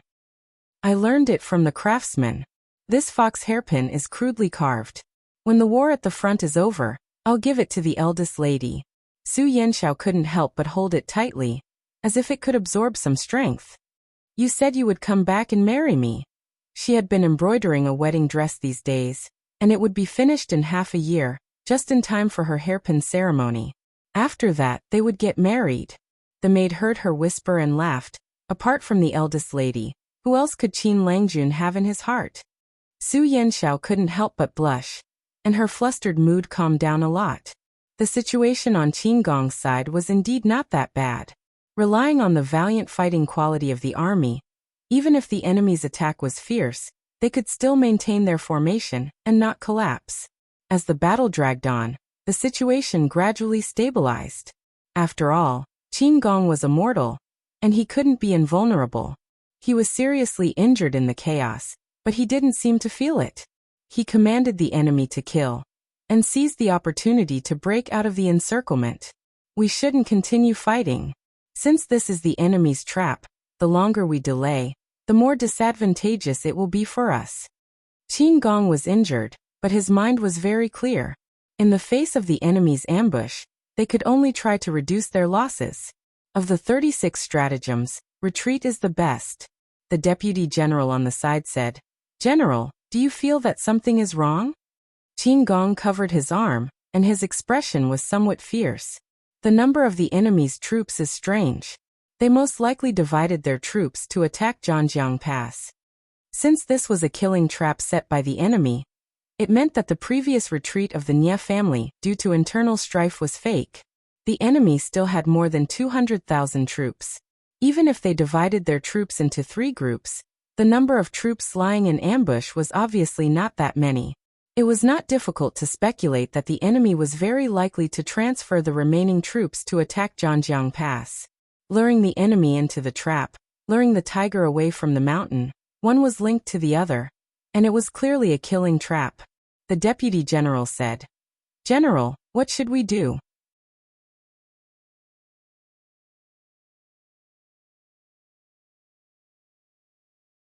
Chapter 1530. I've long heard that Lu Shi has many elites under his command, but I didn't expect that we couldn't keep them here. Fan Chen watched as the enemy fought and retreated, and his heart was filled with impatience and indescribable helplessness. If it had been any other vassal's army, they would have long been thrown into disarray after encountering such an ambush. Not to mention retreating in a short period of time. It was already a blessing from the heavens that the entire army had not been wiped out. Comparisons were odious. Was Jiang Pingji born to teach other feudal vassals how to behave? Jiang Pingji was not only the legendary child of another family, but also the lord of another family. There was nothing to be envious of. The trusted general in charge of the ambush rode forward and asked Fan Chen's opinion with a solemn expression. Military counselor, should we pursue them? Of course. Zixuan has given a strict order to delay as much time as possible. Fan Chen raised his hand to wipe the hot sweat from his forehead. His inner shirt, which was stuck to his neck, was drenched. He said, Lu Shi's subordinates are all clever. I guess they've discovered that the number of troops ambushing them isn't right. Even if they think with their toes, they'll know that we'll deploy troops to attack Zhanjiang Pass. Yes, sir. The general didn't dare to waste time. He ordered the troops to pursue the enemy. They couldn't let the enemy ruin their plan. General, they're catching up. The deputy general's face was covered in blood. Only his black eyes were clean. Don't panic. Just fight and retreat. Qin Gong's expression was firm. His face was covered in blood, making the brown scar on his face look even more terrifying. Is that Nya camp ahead? When we left, the fire wasn't so strong. The deputy general said, General, do you mean there are enemies over there? Qin Gong's expression was solemn. The Lord is ambushed over there. We have to rush there no matter what. According to the scouts sent by the Lord, she was ambushed at Nya camp. However, Nya camp had long been empty. Where did the ambush come from? After thinking about it, Qin Gong thought of the underground. The enemy was most likely hiding underground and hiding from the eyes and ears of our army. However, how did they hide the soil from our scouts when they dug so many pits to hide people? The person who arranged this ambush was truly terrifying. Whether it was in terms of scheming a person's heart or in other aspects, it was almost flawless. Si Jiang had a bad feeling when he heard this. The Lord had been ambushed in the enemy's lair. What kind of F***CK was that? Zhanjiang Pass? Not only was the deputy general worried about his lord, but he was also worried about his own nest. He was really worried that his nest would be destroyed. Qin Gong said confidently, Zhanjiang Pass has sufficient troops, and there are a few strategists overseeing it. We won't lose it. Due to the enemy's relentless pursuit, Qin Gong's side had to pay a few more casualties before they managed to shake off their pursuers. Along the way, they bumped into the remnants of Bai Ning's army. If they hadn't reacted in time, they might have had to fight in the dark. Brother Qin, you're not dead, right? Qin Gong smiled bitterly as he pulled out the arrow from his arm. He took out a piece of cloth and tied it around the wound, temporarily stopping the bleeding. He was in so much pain that his face was pale. He said in a loud voice, I'm not dead. I'm alive and kicking. Bai Ning said, reorganize the troops, turn around, and kill these bugs that are chasing us. Qin Gong panted heavily and said, the Lord has been ambushed. General Bai, it's better not to continue fighting. Bai Ning waved his hand and said casually, that's easy. Brother Qin, take half of the troops to support the Lord. I'll lead some people to delay the pursuers. At that moment, there was no better way. Qin Gong cupped his fists and said, General Bai, take care. No problem. Bai Ning laughed. I didn't get to drink your wedding wine and my precious daughter's wedding wine. When I go to hell, I'll make a scene. Qin Gong ordered half of the troops to support Jiang Pingji. Seeing that he had left, Bai Ning angrily spat out a mouthful of blood and clenched the blood-stained weapon in his hand. The sticky blood had dried up, and some of it was still warm. He shouted in the direction of the enemy. All troops, fall into formation. As soon as he finished speaking, the soldiers on the side raised their horns and blew them to convey the military order. As soon as the military order was given, the soldiers with shields lined up in the first echelon, forming a thick defensive wall on one side. The other hand held a long spear that was more than 10 feet long to block the first enemy that rushed up. The second echelon of soldiers also held long spears and assisted in cleaning up the fish that slipped through the net. The archers were in the third echelon, trying their best to seize the opportunity to cause heavy damage to the enemy. Bai Ning said in a gruff voice, "I'm standing here. No one can get past me." Although Bai Ning was not young, his archery skills were ranked among the best in the army. His specialty was shooting 7 arrows at the same time. He used a 2-stone heavy bow. When he shot an arrow, not only could he poke a hole in a person's head, but he could also skewer the next person. The eyes of the two sides were bloodshot. Bai Ning's quiver was out of ammunition, so he picked up his weapon and rushed forward. He killed until his weapon was bent. At the same time, the situation on Jiang Pingji's side was much better than Bai Ning and Qin Gong had imagined. Apart from the unexpected first wave of sneak attacks, they basically did not suffer much in the subsequent confrontations. People could not see the entire battle situation, but Jiang Pingji had a spiritual realm. Within the realm, even flying insects and mosquitoes were under her control, not to mention people. She knew where the army was the weakest, where they needed support, and where the enemy could break through. Under her command, the army calmly withdrew from the enemy's ambush. How could the enemy let go of a fat piece of meat that was already in their mouths? Of course, they would bite like mad dogs. "My lord, the reinforcements are here." Jiang Pingji frowned slightly. What's going on with the reinforcements? It was impossible for reinforcements to come at this time.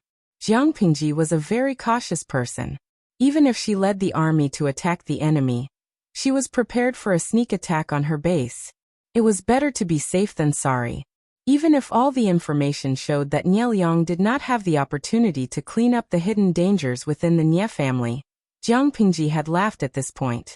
At that time, she mocked Nie Liang for being too soft on his people, but in the end, he was the one who suffered the consequences. The last time she received news from the Nie family was only 3 to 5 days before Nie Liang died of illness. The few tumors of the Nie family were still alive and well. According to the time of Nie Liang's death, even if he instructed Wei Yong and the others to clean up the tumors before he died, it was reasonable to say that it was too late. Due to various reasons, Jiang Pingji was skeptical about the two speculations of internal strife in the Nie family, and Wei Yong's withdrawal of troops. Now that they had encountered an ambush, it proved that the two speculations were false. Not only did Wei Yong not withdraw his troops, but it was very likely that he had mobilized his troops to attack Zhanjiang Pass. The ambush was just a ploy to delay the troops. Countless thoughts flashed through Jiang Pingji's mind. The soldier said, "The reinforcements were brought by General Qin." Not long after he finished speaking, Qin Gong, who was covered in blood, had already ridden forward. "My lord, are you all right?" "I'm fine." Jiang Pingji asked, "Did you meet General Bai on the way?"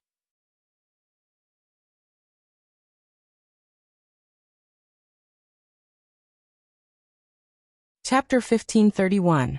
My lord, Zhanjiang Pass. Although Qin Gong looked confident, he was not sure if Zhanjiang Pass could be defended against a sneak attack. Jiang Pingji said, "Don't worry.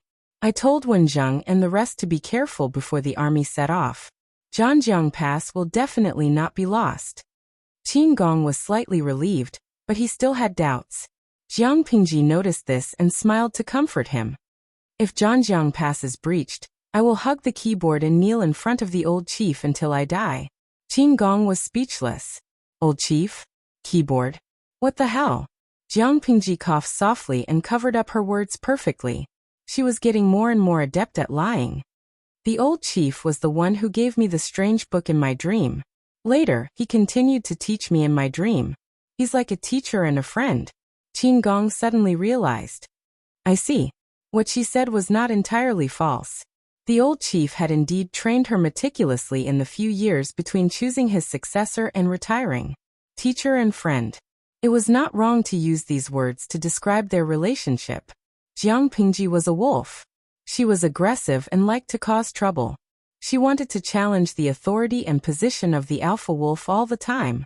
The new and old chief often fought because of disagreements. The old chief was a man who looked like a smiling tiger, but was tough on the inside. Jiang Pingji was tough and arrogant from the inside out. One was the alpha wolf who was about to retire, the other was the new alpha wolf. It would be strange if they did not fight. Of course, the old chief had been a commander for more than 100 years and had been through countless wars. Jiang Pingji was still a new driver on the road. Even if she could fight, she was tortured badly at first. Later on, she barely managed to fight to a draw. It was the only time they tied. Jiang Pingji suspected that the other party went easy on her. I'm leaving tomorrow. The 7th Army is the best army in the Federation. I hope you don't ruin its reputation. Jiang Pingji was so tired that she could not even move her fingers. Her mouth was still hard and smelly. The future belongs to more outstanding young people. The 7th Army will become stronger and sharper in my hands. No one will dare to offend me. Look at what she said. She was just short of saying that the other party was old, and should have given up his position long ago. However, the old general smiled and said, "All right, I'll leave the faith of the 7th Army to you." The two women were sweating profusely as they lay on the training ground. Compared to Jiang Pingji's disheveled appearance, the other woman was still standing. I still don't know why the old general retired. You're not old enough to retire. The average lifespan of a commoner in the Federation was around 250 years. Someone like Jiang Pingji could live up to 500 years. At that time, the old chief was only a little more than 200. He was at the prime of his life. Otherwise, he would not have been able to suppress Jiang Pingji, who was an unreasonable wolf cub. In fact, this old commander's position in the Federation was second only to the marshal, and he was extremely experienced. Just because they had a lifespan of 500 years did not mean that they would live to be 500 years old. The average lifespan of a soldier in the army was less than 100 years old. Even though a legion commander was a high-ranking member of the army, it was still a high-risk job. 99% of legion commanders died on the front lines. Very few of them died of old age, let alone retire midway. At that time, many people even mocked the 1st Battle Legion for producing a coward who was afraid of death. My body is not suited to stay in this position. It looks fine now, but I don't know when it will collapse. You'll know the inside story when you have a higher level of authority. The old chief sighed. The 7th Legion has always been the vanguard with the strongest combat power. I won't be able to hold on for long, but the 7th Legion must have a capable and unyielding successor, who can carry the flag. Jiang Pingji was speechless. Was it because she was the best at fighting? If the old chief's current combat state was not good, then what about when he was at his peak? The more she thought about it, the more annoyed she became. The old chief sneered. What are you thinking about? I'm thinking about when I'll be able to press you to the ground and beat you up. Hey, you went easy on me just now. The amount of water you used was comparable to a dam releasing water. Was she a salted fish that needed to go easy on him? You haven't awakened yet. Even if my condition has deteriorated, I won't lose to a girl who hasn't awakened yet. Jiang Pingji looked at the rising flames in the Nye camp. She did not know why she thought of the past. At that time, she was too tired. She was exhausted after the fierce battle. In the end, the old chief carried her to the warm cabin like a burlap sack. When she woke up, the old chief had already packed his things and left the military headquarters. Jiang Pingji was in a hurry to take office. The front line of the Federation was at war again, so she forgot about this matter. Now that she thought about it, she suddenly remembered something. What the hell did the old chief mean by awakening? It was fine if she did not remember, but now that she remembered, she had to clarify. It was the same logic as obsessive-compulsive disorder. She would feel uncomfortable if she did not clarify. However, before that, there was one more thing to do. Jiang Pingji took Qinggong and the troops under her tent to rescue Bai Ning. Bai Ning was in a sorry state at that moment. His arms and thighs were injured, and the armor on his body was tattered. Many parts of the armor were pockmarked by the enemy's weapons.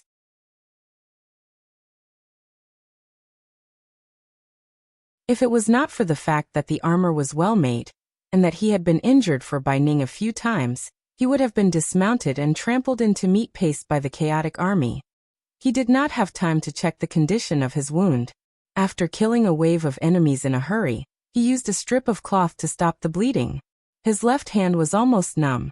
Their side suffered heavy casualties, but the enemy did not gain much advantage either. The number of casualties was also high. However, because of the disparity in military strength, Bai Ning's side could not hold on for much longer. Once the army's formation was broken by the enemy, the result would be 1,000 miles of retreat, and they would be crushed into meat paste by the enemy. Let's fight to the death with these bastards. It's not a loss to die here. Bai Ning's eyes were bloodshot. Even though he was injured all over, he did not care. Kill one to recoup his losses, kill two to earn a small profit. Even if he died, he would drag a few more down with him. Just as Bai Ning was about to launch the last attack, the enemy ordered the archers to release a rain of arrows again. In the end, an unexpected turn of events occurred. Because it was night time, the pale golden ripples that shrouded the army were particularly clear. A miracle? Niejun saw this, and his high and mighty momentum instantly dropped. The arrows stopped in midair as if they were intercepted by the layer of ripples. They lost their momentum and fell with a rustle, hitting Bai Ning's head. My lord is here? He had seen this scene before, and he was sure that it was his lord. Is his life more important than yours? Jiang Pingji led the troops over. When she saw Bai Ning's sorry state, she suddenly became angry. Are a bunch of good-for-nothings worth paying with your life? Jiang Pingji reprimanded Bai Ning angrily. Bai Ning was prepared to fight to the death, but now that his lord was here, he did not know what expression to put on. He could only listen to the reprimand obediently. Little did he know that his seemingly majestic lord was also being reprimanded by another person. You Abba. You were ambushed and attacked. Where is your spiritual realm? Jiang Pingji quibbled. I didn't want to cheat too much, so my realm only covered a few feet around me. You Abba. It's obvious that you've been pretending to be a pig to eat a tiger for too long. What's the use of these excuses? The old chief's mouth is quite sharp. You Abba. If you return to the Federation in this state, won't the 7th Army be assimilated into a pig farm? Not using too much ability doesn't mean that you have to be schemed against like real people in ancient times. Jiang Xiaojiu, I've prepared the keyboard for you.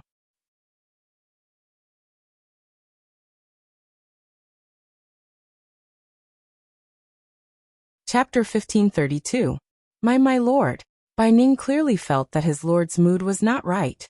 He didn't dare to raise his voice for fear of igniting the firecracker. Jiang Pingji gripped the hilt of her sword tightly and sneered. Order the soldiers to get into formation and face the enemy. Tonight no one can leave. Bai Ning's body trembled, and his voice was like thunder. Yes, my lord. Ordinary soldiers couldn't feel it, but Qin Gong and Bai Ning, who were near Jiang Pingji, were secretly shocked. Most of the generals who had some achievements in martial arts could feel qi, such as the enemy's murderous aura and the murderous intent in the dark. Their awareness combined with their reflexes, which had been trained for a long time, allowed them to avoid many fatal attacks. The stronger their martial arts, the clearer their perception. There was no doubt that Qin Gong, who became famous at a young age, and Bai Ning, who was experienced and ruthless, belonged to this category. They clearly felt a strong murderous intent emanating from their lord's body. Not only did they feel uncomfortable, but the war horses around them were also affected. Bai Ning didn't care about the injuries on his body. He was speechless and said, My God, how many people has my lord killed? To cultivate such a murderous aura, it was probably not enough to kill 1,000 people. She probably needed to kill 10,000 people. No matter how many times he tried, Bai Ning couldn't associate his lord, who was usually playful, angry and talkative, with her decisive killing on the battlefield. It was like he couldn't bear to see Li Hanmei kill people on the battlefield with a gun, and go home to pick up a sweater to knit. Jiang Pingji acted as if she didn't hear Bai Ning's complaints. She gave several military orders in a row. The enemies who caught up were shocked when they saw the formation. Some of the generals couldn't help but sneer. Are the troops under Lu Shi's command indulging in fantasy? Isn't that right? Now they're like stray dogs. How can a group of defeated generals and soldiers make a comeback? Some people sneered. Naturally, there were also people who were secretly shocked. Some even had the idea of fighting back. The reinforcements who arrived late didn't see it, but the first batch of soldiers who surrounded Bai Ning saw a miracle again. The sky full of arrows was blocked by a layer of strange golden ripples.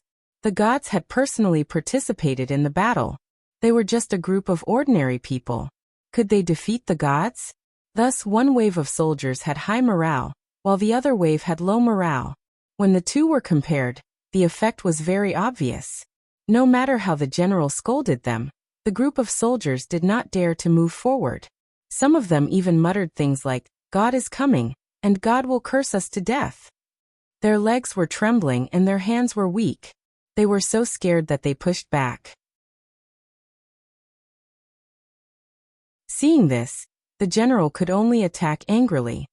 He chopped off the heads of 3 or 4 deserters, intimidating the group of soldiers in an instant. Whoever dares to take a step back will end up like this. The soldiers at the front were still dealing with the enemy, but these cowards actually wanted to desert. It was better for them to die, so as not to affect the morale of the army. The soldier cried, "It's not that we want to escape. It's obviously that God is here. God is here. Arrows can't hurt them." The general sneered, "Can't injure him?" Spouting nonsense and disturbing the morale of the army. This is a crime worthy of death. After saying that, the general cut off the soldier's head. Because he used a lot of strength, he even cut off half of the soldier's upper body.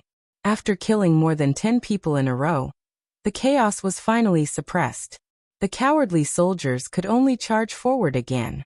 The general revealed a disdainful sneer and shook off the warm blood on the blade. What God? What can't hurt them? If they had this ability, what happened to those enemy soldiers who died tragically because of their sneak attack? The two armies fought fiercely and both sides suffered casualties. Didn't they see that the enemy not only had the corpses of their own soldiers, but also the corpses of the enemy soldiers? What God? It's just a cheap trick to shake the morale of the army. What happened at the front line? Fan Chen came late and did not see the miracle. He only saw some of the soldiers being afraid to fight and disrupting the army formation, so he sent people out to suppress them. The general cupped his fists and reported, "It's just the enemy deliberately mystifying things, using some miracle to scare people." Fan Chen raised his eyebrows. "Miracle? What miracle?" The general roughly explained the process. Fan Chen frowned after listening. Is there something wrong?" the general asked. Fan Chen suddenly thought of something. His expression was faintly excited, and the hand holding the reins trembled slightly. His breathing was rapid and excited, and he almost lost his voice. "Maybe Wuxia is also here."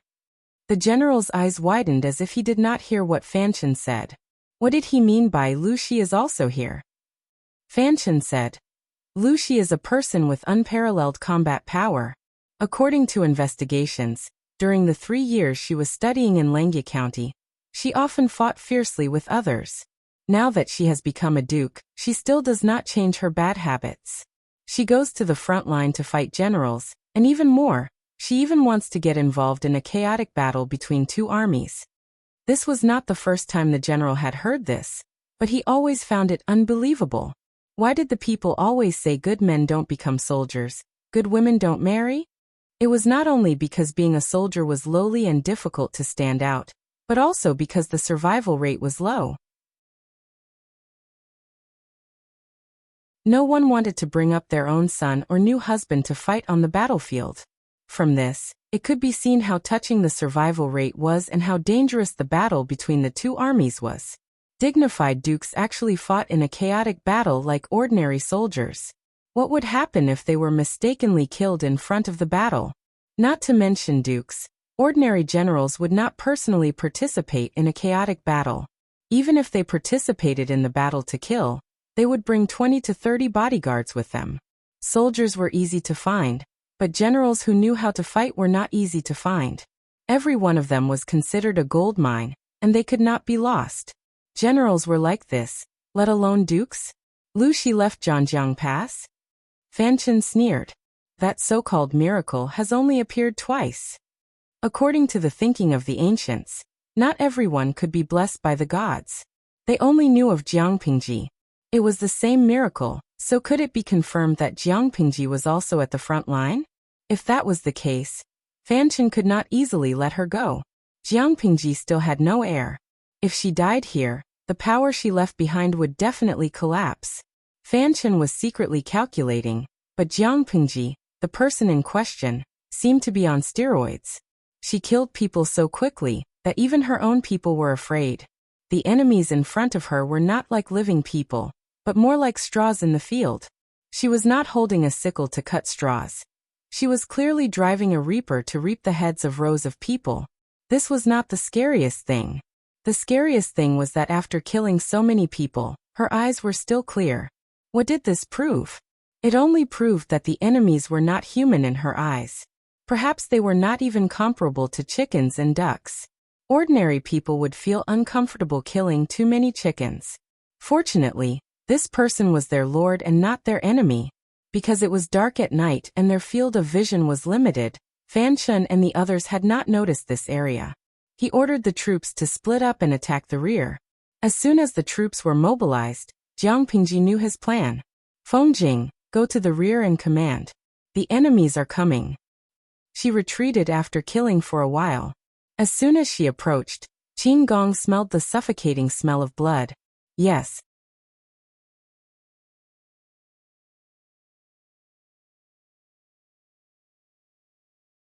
Chapter 1533. As soon as Fan Chen moved, Jiang Pingji knew that the sneak attack from the rear had failed. Instead, they had lost a lot of troops. I wonder how the battle at Zhanjiang Pass is. Jiang Pingji was already covered in blood. She looked terrifying, but the blood belonged to the enemy. Not even a strand of her hair was missing. There was a beep next to her ear. The old chief had sent her a private message. Your Abba. If you want to know what's going on over there, just use your spiritual realm. Don't tell me you're that weak. Jiang Pingji had transmigrated and changed into an ordinary person's body. It was understandable that her physical skills had declined, but it was not to the extent that her spiritual realm was weak. Lu Shi is an ordinary person. Excessive use of the spiritual realm will cause harm to this body. Besides, I haven't used it for years. I can't remember it now. Jiang Pingji smiled awkwardly. Her smile was covered by blood. Sincerity could not be seen. Instead, there was a hint of ferocity. It's not a good thing to be at ease for too long. I'm really worried that I won't be able to adapt to the pace of the Federation in the future. Although she said that, she still used her spiritual realm to take a look at the battle at Zhanjiang Pass. The city gate was secure. It had not been lost. The enemy had not succeeded yet. She quickly retracted it after taking a look. At the same time, Wuxia looked in a certain direction outside Zhanjiang Pass. His eyes showed some confusion. Just now I seemed to have sensed the Lord. Was it an illusion? There were 150,000 enemies outside Zhanjiang Pass. Their battle cries shook the heavens. Flames soared into the sky and lit up the place until it was a city that never slept. With the previous lesson, Wuxia had brought enough troops and hundreds of catapults. The power of the siege was far greater than the previous time. As the saying goes, soldiers with arms and water with earth. No matter how many catapults the enemy had, the city gate was still secure. It was just that the battle on the city wall was particularly fierce. The stench of kerosene stimulated everyone's nerves. In everyone's eyes, there was nothing else but the enemy. Tonight, it was either the enemy or they who would die. What a tough bone to chew. He can still defend in this situation. The general of the Nye camp looked at the city wall covered with ladders and ropes. His expression was full of malice and ferocity. His black eyes were reflected by the flames. Wuxia said, Lu Shi's vigilance is far beyond our imagination. If a sudden attack was launched, the defending side would not be prepared and would most likely be flustered. According to Nye Liang's plan before his death, Jiang Pingji was confident that she would dispatch the army to pursue the bait they had thrown out. The garrison at Zhanjiang Pass would be greatly weakened.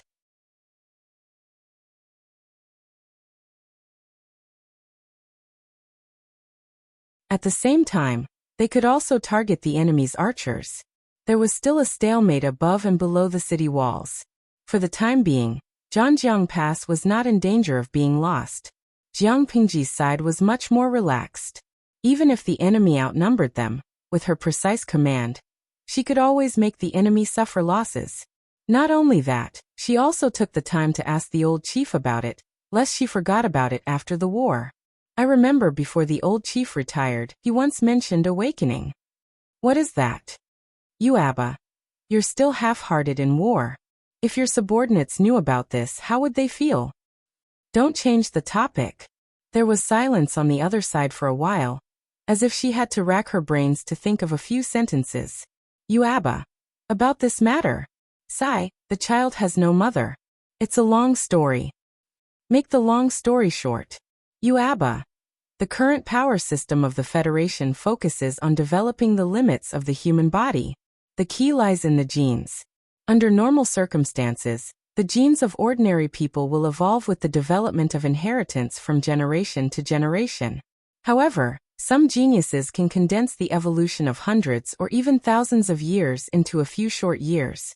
This is genetic unlocking, completely unlocking the shackles and exploding the limits of the human body. However, no one can answer how many genetic locks exist. Perhaps the end is the eternal life that all scientists dream of. Jiang Pingji frowned slightly. You Abba. I'm going off topic. The awakening I mentioned is essentially similar to genetic unlocking, but it's also different. The latter is to develop the potential of the human body, while the former is to trace back to the source and return to the ancestral inheritance. Why do you think the direct descendants of the Jiang family were attacked by the forces of the heavenly brain? Because the direct descendants of the Jiang family have an ancient bloodline. You are the last direct descendant, and at the same time, the only one who has the chance to awaken the ancestral power. This power is what the defector heavenly brain fears the most. Only you can completely kill it. What if I can't awaken? You Abba. Die. The Federation will be buried with you. Don't worry, I'll mail you the best coffin. Heartless woman. Jiang Pingji curled her lips. No, this body belongs to Lu Shi. How can I awaken? You Abba. The ancient bloodline of the Jiang family is rather special. It doesn't attach to the body, but to the soul. Jiang Pingji lowered her eyes, as if remembering something. The awakening thing can change hair color?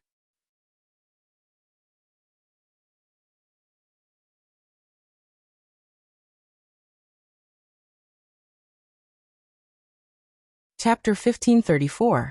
Changing gender? So vicious? Jiang Pingji said that, but her eyes lit up. She was eager to try. You Abba. What do you want to do? Based on her understanding of Jiang Pingji, it was probably not a good thing. She had no integrity at all. Jiang Pingji said, well, we are all adults. Let's not beat around the bush. I want to cry Zixiao. Your Abba. You should really let your little girl see what kind of animal you are. What kind of tricks are you thinking about? Jiang Pingji muttered. Just tell me if it's possible. You Abba.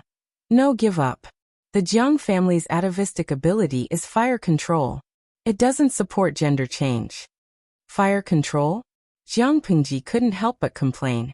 Isn't this the same ability derived from unlocking my genes? She thought it would be some amazing special ability. In the end, it was just playing with fire. You Abba. It's different. Before the awakening, it was normal fire. After the awakening, the fire can burn everything. It's said to be the fire of extreme yang that can cleanse everything. Even the Federation's warships with the strongest defense can't withstand the damage of that kind of fire. Not only can it burn physical bodies, but it can also burn spiritual energy and life. Awakening the ancient bloodline ability, apart from the change of the fire, will also strengthen the body by 100 times. At the same time, it will greatly increase one's lifespan. Sky Brain hated the direct descendants of the Jiang family. Besides the old grudge from 2,000 years ago, there was another reason. Jiang Pingji echoed, it's really good. I won't need flint to start a fire in the future. You Abba. To be honest, if your ancestors heard what you said, they would most likely die with grievances. Including Jiang Pingji, there were only 3 awakened in 2,000 years. The first 2 were famous people who killed so many enemies of the Federation that they were terrified. But Jiang Pingji used them to start a fire? Be a little more promising, okay? Jiang Pingji couldn't help but roll her eyes. What was the use of her ability, no matter how amazing it was? The enemy was a group of ordinary people. In order not to bully them, she restrained her spiritual domain. What else could she do? Jiang Pingji couldn't help but complain. If I don't use it to start a fire, what else can I do? Didn't the old chief just say that the fire after awakening can burn spiritual energy? In the words of this era, the human spirit is the so-called 3 souls and 7 spirits. This fire of mine is enough to extinguish a person's soul. It's just a war. There's no need to be so ruthless. All in all, this is a useless cheat. For the current her, it was indeed useless. Your Abba. His words were reasonable, and no one could refute him. Jiang Pingji's current state was like a main account with a full set of godly equipment going to the beginner's village.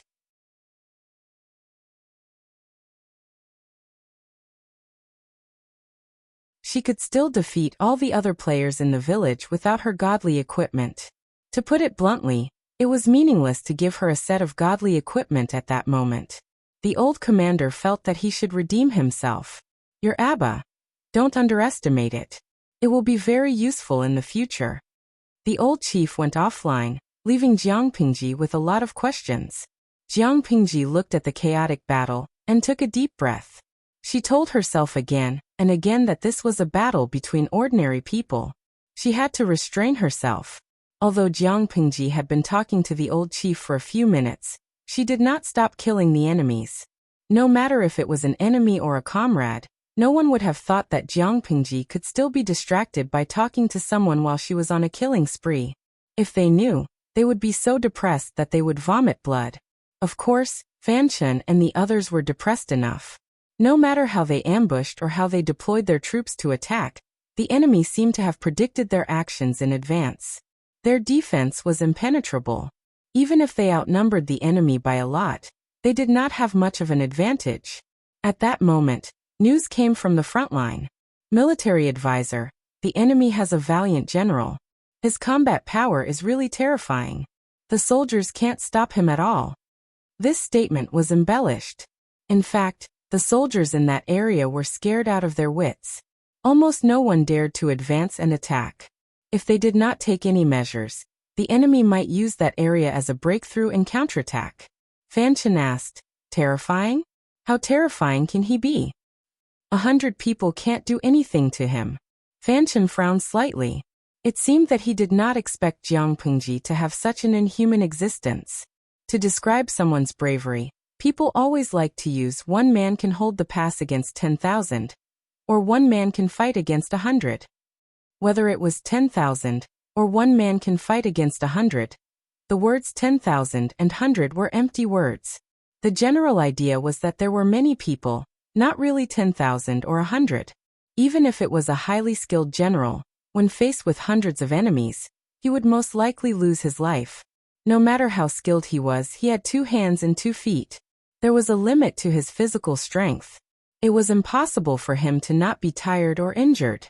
If Jiang Pingji really had such a general under her command, she should have some reputation.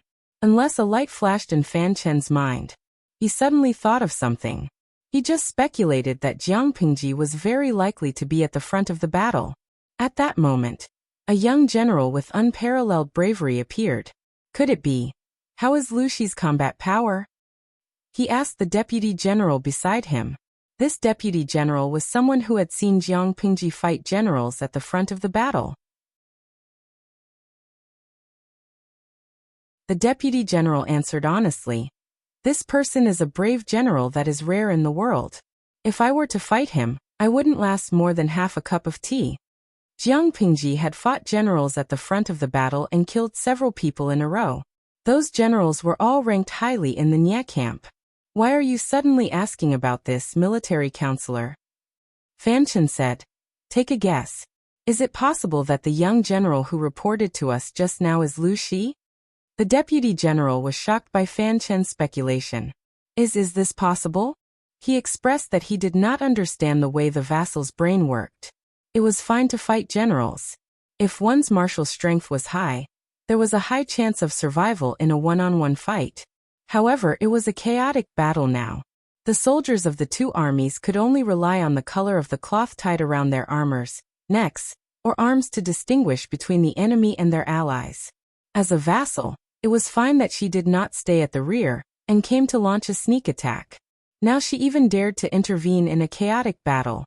He admired her for being a man. Fan Chen said coldly, "There is a 70% to 80% chance that it is accurate." Even if it was not accurate, Fan Chen wanted this young general to die here. Jiang Pingji had such a capable general under her command. It would greatly boost the morale of the two armies when they fought. It would be a disaster to keep him alive. Fan Chen's speculation was naturally correct.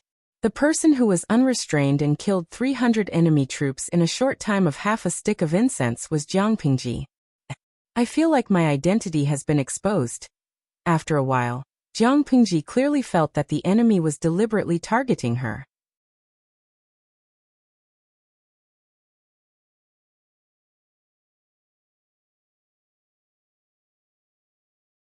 Chapter 1535. The enemy underestimated the power of the iron whip. When they aimed their long spears at White, which was under Jiang Pingji's crotch, Jiang Pingji waved her long whip and tied up all their spears like a snake.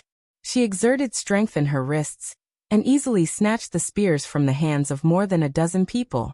She flicked her whip again and returned the spears to the enemy.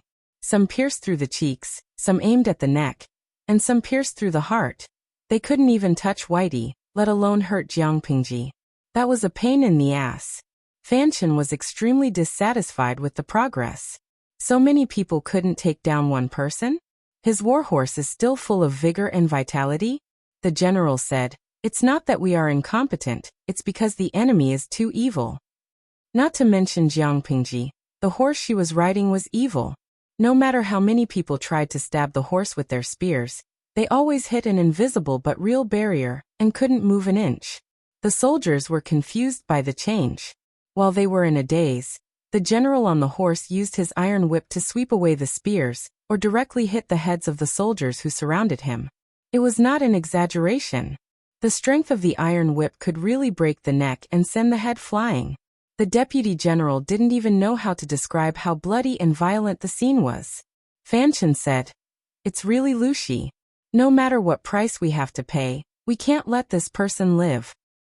The general sighed secretly and cupped his hands in acknowledgement. In order to arouse the fighting spirit of his soldiers, he directly called out Jiang Pingji's identity. As the saying goes, brave men are bound to be rewarded with a great reward. Under Fan Chen's instruction, the general showed the reward. "This person is Lu Shi, the feudal lord. Whoever can take his head will be rewarded with 100,000 taels of gold and a title of nobility." 100,000 taels of gold? A title of nobility? The high reward made the eyes of the timid soldiers red. One by one, they rushed forward without a care for their lives. They were soldiers who hung their heads on their waistbands. There was no tomorrow, and they didn't know when they would be able to stand out. Now that there was an opportunity in front of them, they had to fight for it even if it meant risking their lives. Maybe they could steal Jiang Pingji's head. Now that he had obtained the head, he would be rewarded with 100,000 gold coins and a noble title. He would only need to enjoy it for the rest of his life.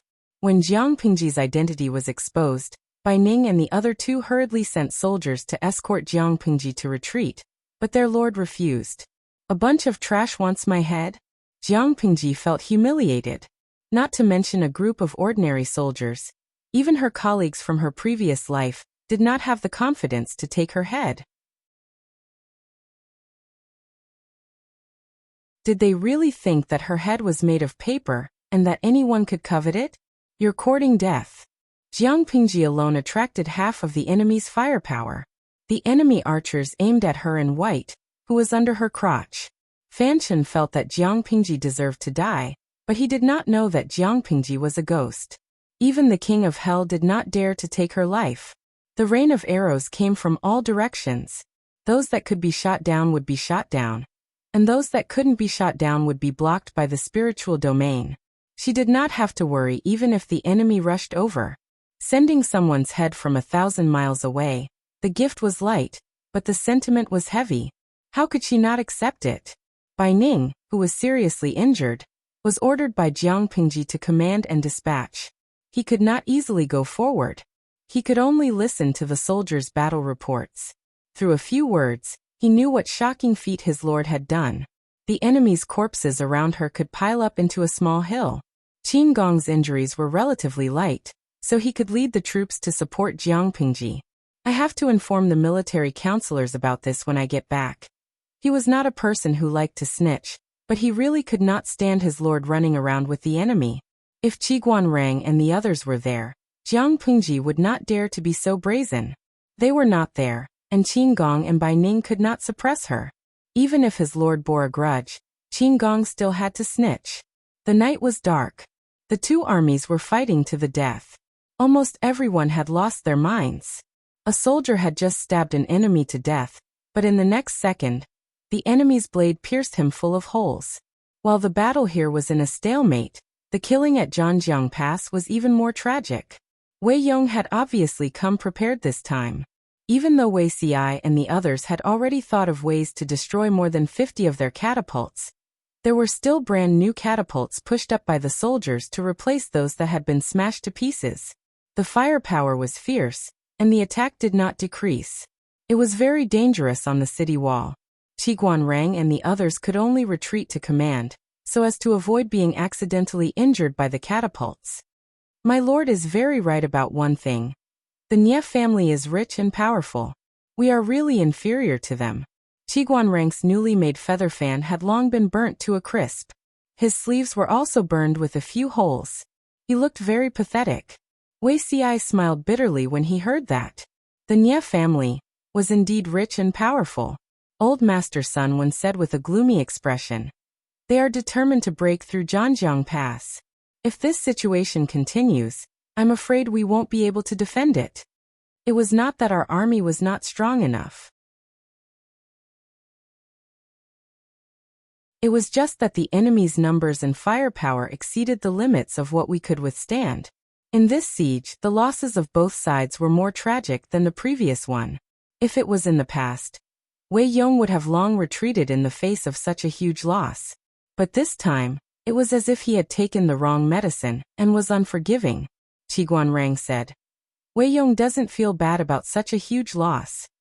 Wei Xi said, according to his character, he won't easily withdraw his troops at this time.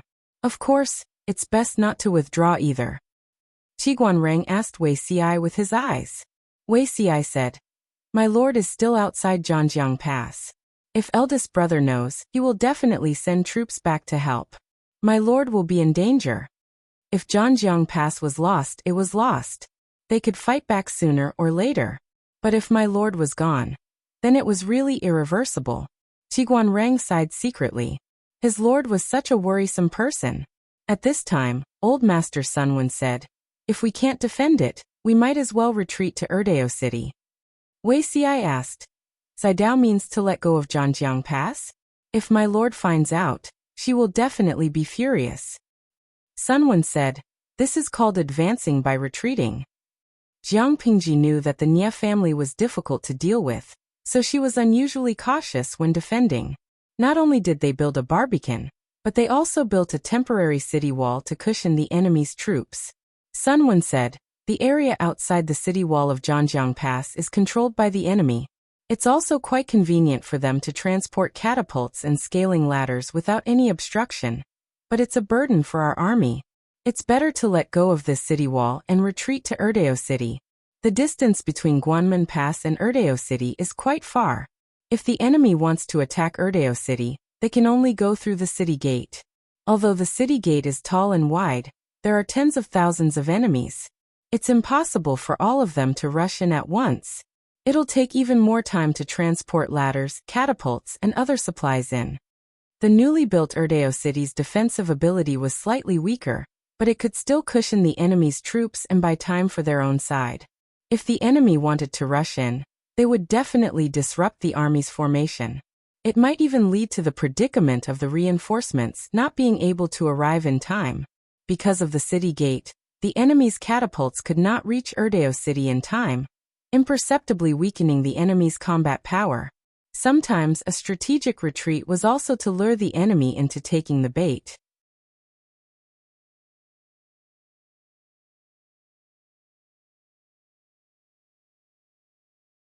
Chapter 1536. Wuxia looked hesitant. Even if he knew that old Master Sun Wen's plan was feasible, there were too many variables. Since ancient times, how many fake retreats had become real collapses because of unforeseen events? Soldiers did not know the plans of their superiors. They only knew that if they were defeated by the enemy and fled, it would definitely affect the overall morale. Morale was something that could not be seen or touched, but it was too useful on the battlefield. With high morale, even rookies could chase elites around. With low morale, even the best elites could not defeat the enemy's grassroots. Wuxia was not against old Master Sun Wen's plan. He just wanted to minimize the negative impact of a retreat. Seeing this, Qiguanrang chose a compromise. Let me command here to resist for a while. The two of you go to Erdeo City to prepare for the enemy, Qiguanrang said decisively. If we retreat at the last minute, the soldiers will think that we are no match for the Nya army. If we make arrangements in advance, the impact of the retreat should be minimized.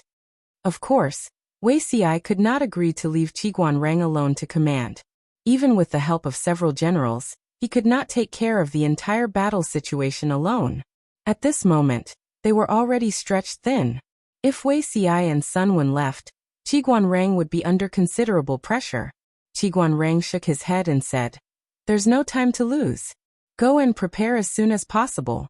Looking at the situation, the city gate can still hold for a quarter of an hour. Wuxia and old Master Sun Wen looked at each other, and did not continue to object. This was not the time to waste time. Any delay would cost countless lives. Someone. Qiguanrang's eyes darkened. He summoned the soldiers and said, "Immediately send people to pile the extra stones at the entrance of the city gate." The enemy's attack was fierce.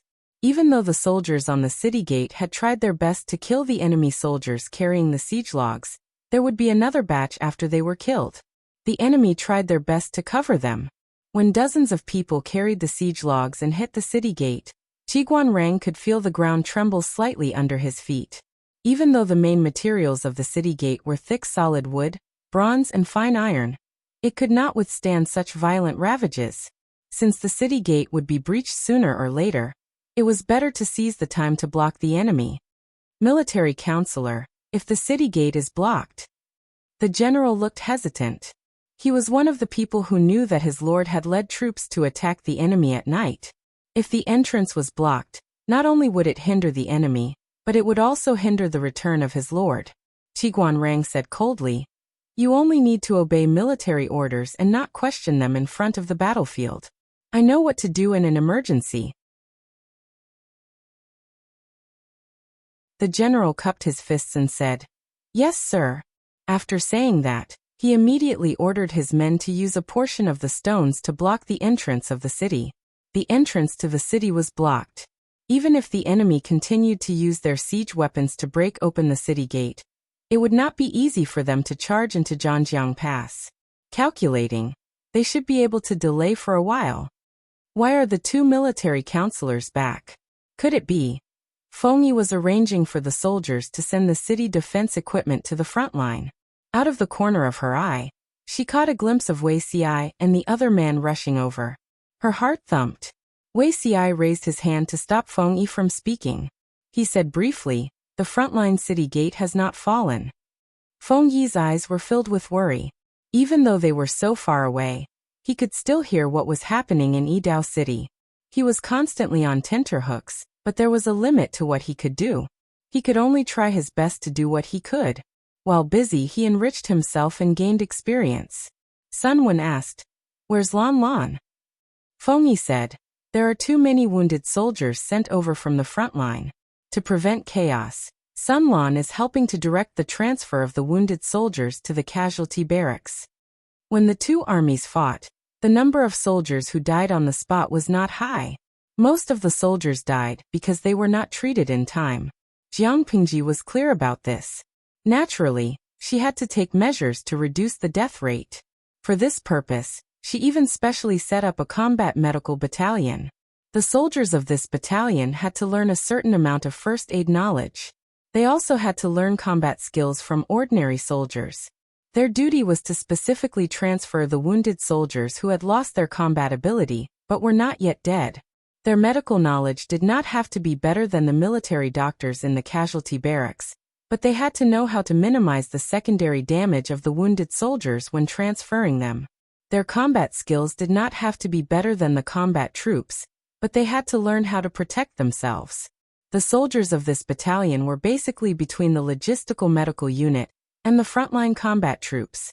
Although they were not as good as the top, they were not weaker than the bottom. In a sense, they were more important.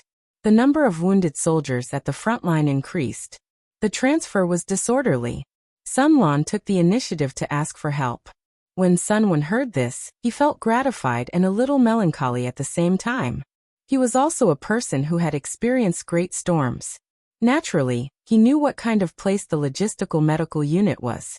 It looked like it was at the rear, but the scene was no less than hell on earth. In the past, Sun Lan had not even seen a chicken being slaughtered.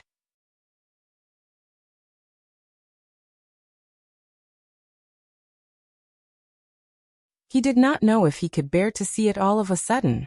Old Master Sun Wen valued his grandson too much, so he subconsciously treated Sun Lan as a child. He did not know that his grandson had already grown up. War was the best way to train people. At first, Sun Lan helped to command and dispatch. Later, when he saw that there were not enough people, he also helped to carry stretchers and wounded soldiers. He went back and forth dozens, hundreds of times. The clothes on his shoulders were torn by the hemp ropes. The flesh on his shoulders and palms were rubbed until there were bloody blisters. His originally clean clothes were also dyed red by the blood of the wounded soldiers. From afar, he looked like a bloody man. There was more determination between his brows. How could one still see his past appearance? He happened to hear the news that the front line was about to retreat. He suddenly felt as if he was struck by lightning. It was as if his soul was about to leave his body. Grandfather Sun Wen was at the front line. How was he now? Grandfather. Sun Lan looked at the blazing flames on the horizon. His heart almost twisted into a ball. However, he had no time to inquire about his grandfather's news. He could only grit his teeth and suppress all his worries. The huge medical unit was full of wounded soldiers. Some were lucky enough to get stretchers or straw mats. Most of the soldiers could only lie on the ground. Those with less serious injuries leaned against each other to reduce the space they occupied. Because the female military doctors were short of manpower, the medical supplies were also somewhat stretched. Many soldiers only had time to hastily clean their wounds, stitch them up and bandage them. The rest was up to fate. The seemingly crude medical methods were very comprehensive in this era.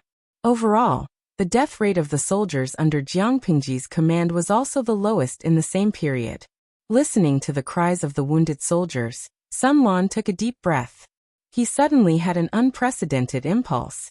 However, he quickly shook the thought out of his mind.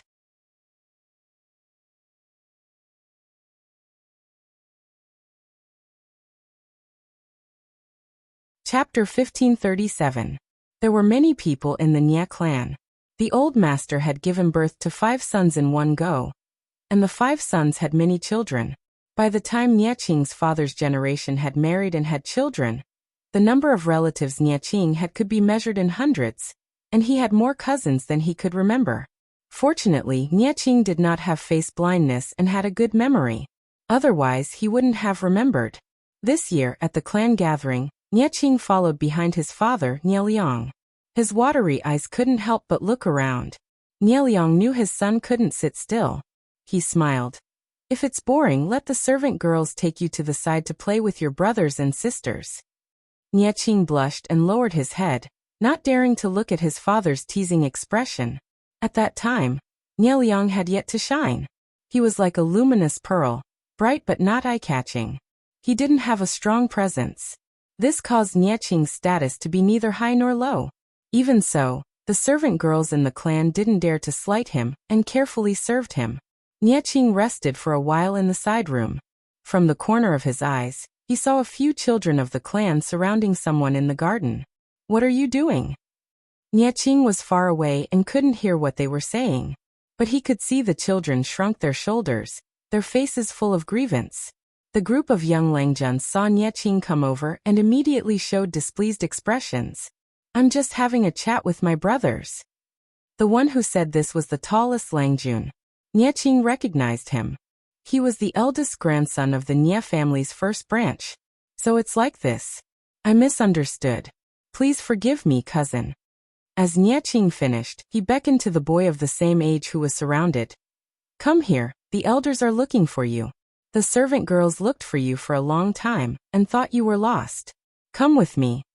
The moment he said this, the eldest grandson's face darkened.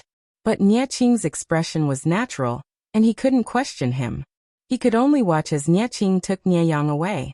Were they bullying you just now? He had a good memory and faintly remembered that this harmless rabbit like Langjun was his uncle's child. Nieyang pinched his fingers and nodded. His eyes were still red, making him look even more like a rabbit. Why did they bully you? Cousin's words don't make sense. I was bullied by those tall ones. Shouldn't you be asking me why? Why are you asking me instead?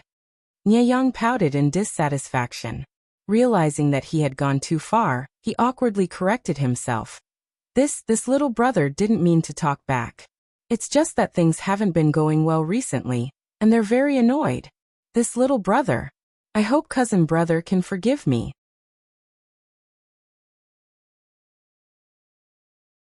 Nieching had a good temper, and he could also see that Nieyang's situation was not very good.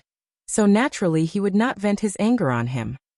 The reason why I'm asking you is because you're the only one beside me. If they're here, I'll go ask them. Nieyang's face turned red in embarrassment. He felt apologetic for his antisocial behavior.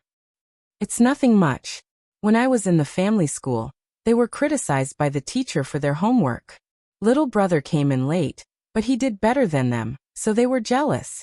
Nieyang sighed and said in an old-fashioned tone, those who don't attract jealousy are mediocre. I won't argue with them. Nieching laughed heartily. It was his first time seeing such an interesting cousin. Those who don't attract jealousy are mediocre. These words really make sense. Nieyang continued. Other than this, it probably has something to do with my looks. They always say that I look too much like a girl, and am easy to bully. Even if he was a child from a landowning household, he was still a child. When it came to bullying others, any reason could be a reason. Nieyang's father liked women, and he had children one after another. Although Nieyang was the son of the first wife, he was not valued. For a child who was not valued even by his own father, how much support could he have in the complicated environment of the family school? As long as it wasn't a big deal, the headmaster wouldn't care if it was a small fight. Nieching laughed. I see that you have a sharp tongue. You don't look like someone easy to bully. Nieyang's eyes widened. He looked even more innocent and easy to bully.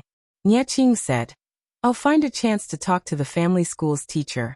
The family school is a place to study and not a place for a bunch of landowning households to bully the weak and fight. As for you, if you're wronged, you can tell me. I'll support you. Nieyang did not expect that he could find a backer. But why? This was the first time he and Nieching had met. He was not used to the other party being so intimate right from the start. One who was unaccountably solicitous was hiding evil intentions. Later, it was proven that Nieching's temperament was like this. It was a proper central air conditioner, but this one took special care of Nieyang. Thank you, big brother. Nieyang was only half a year younger than Nieching, but the two of them were half a head apart. Nieching thought to himself, could it be that his uncle had deducted Nieyang's rations, causing this younger cousin to be so skinny and small? No wonder he was bullied by others. Perhaps it was fate. Although the two of them were not blood-related brothers, they got along well. Not long after, they were like one person. Nieyang's good days did not last long. He was secretly pushed into the pond and choked a few times. That night, he caught a cold. When Nieching heard the news, he rushed over to see him. Nieyang was so sick that his entire face was red. Big brother. Nieching said, what is it? Nieyang stammered. Last night when I fell into the water, I definitely did not slip in accidentally. Someone pushed me from behind. Nieching said, big brother knows. I will definitely support you. Nieyang was sick, and the more he thought about it, the more afraid he became. He was not a good swimmer, and the pond was quite deep, not even above his head. Last night, he really thought that he was going to drown. Why did these people bully him? Nie Yang's eyes showed some confusion, but then they became determined. Because he had no power or influence, his father did not love him, and his mother did not love him. He did not have the ability to protect himself, so they bullied him. Although Nie Qing treated him well, he could not prevent him from being pushed into the pond and almost drowning.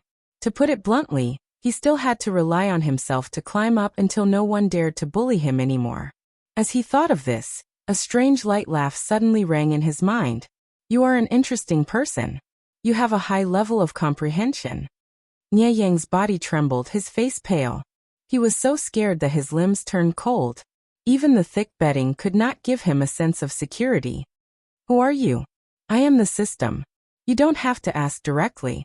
Just ask in your heart. I can hear you. The system said. Just now, you said that you want to rely on your own ability to climb up until no one dares to bully you, right? This goal is a little difficult to achieve.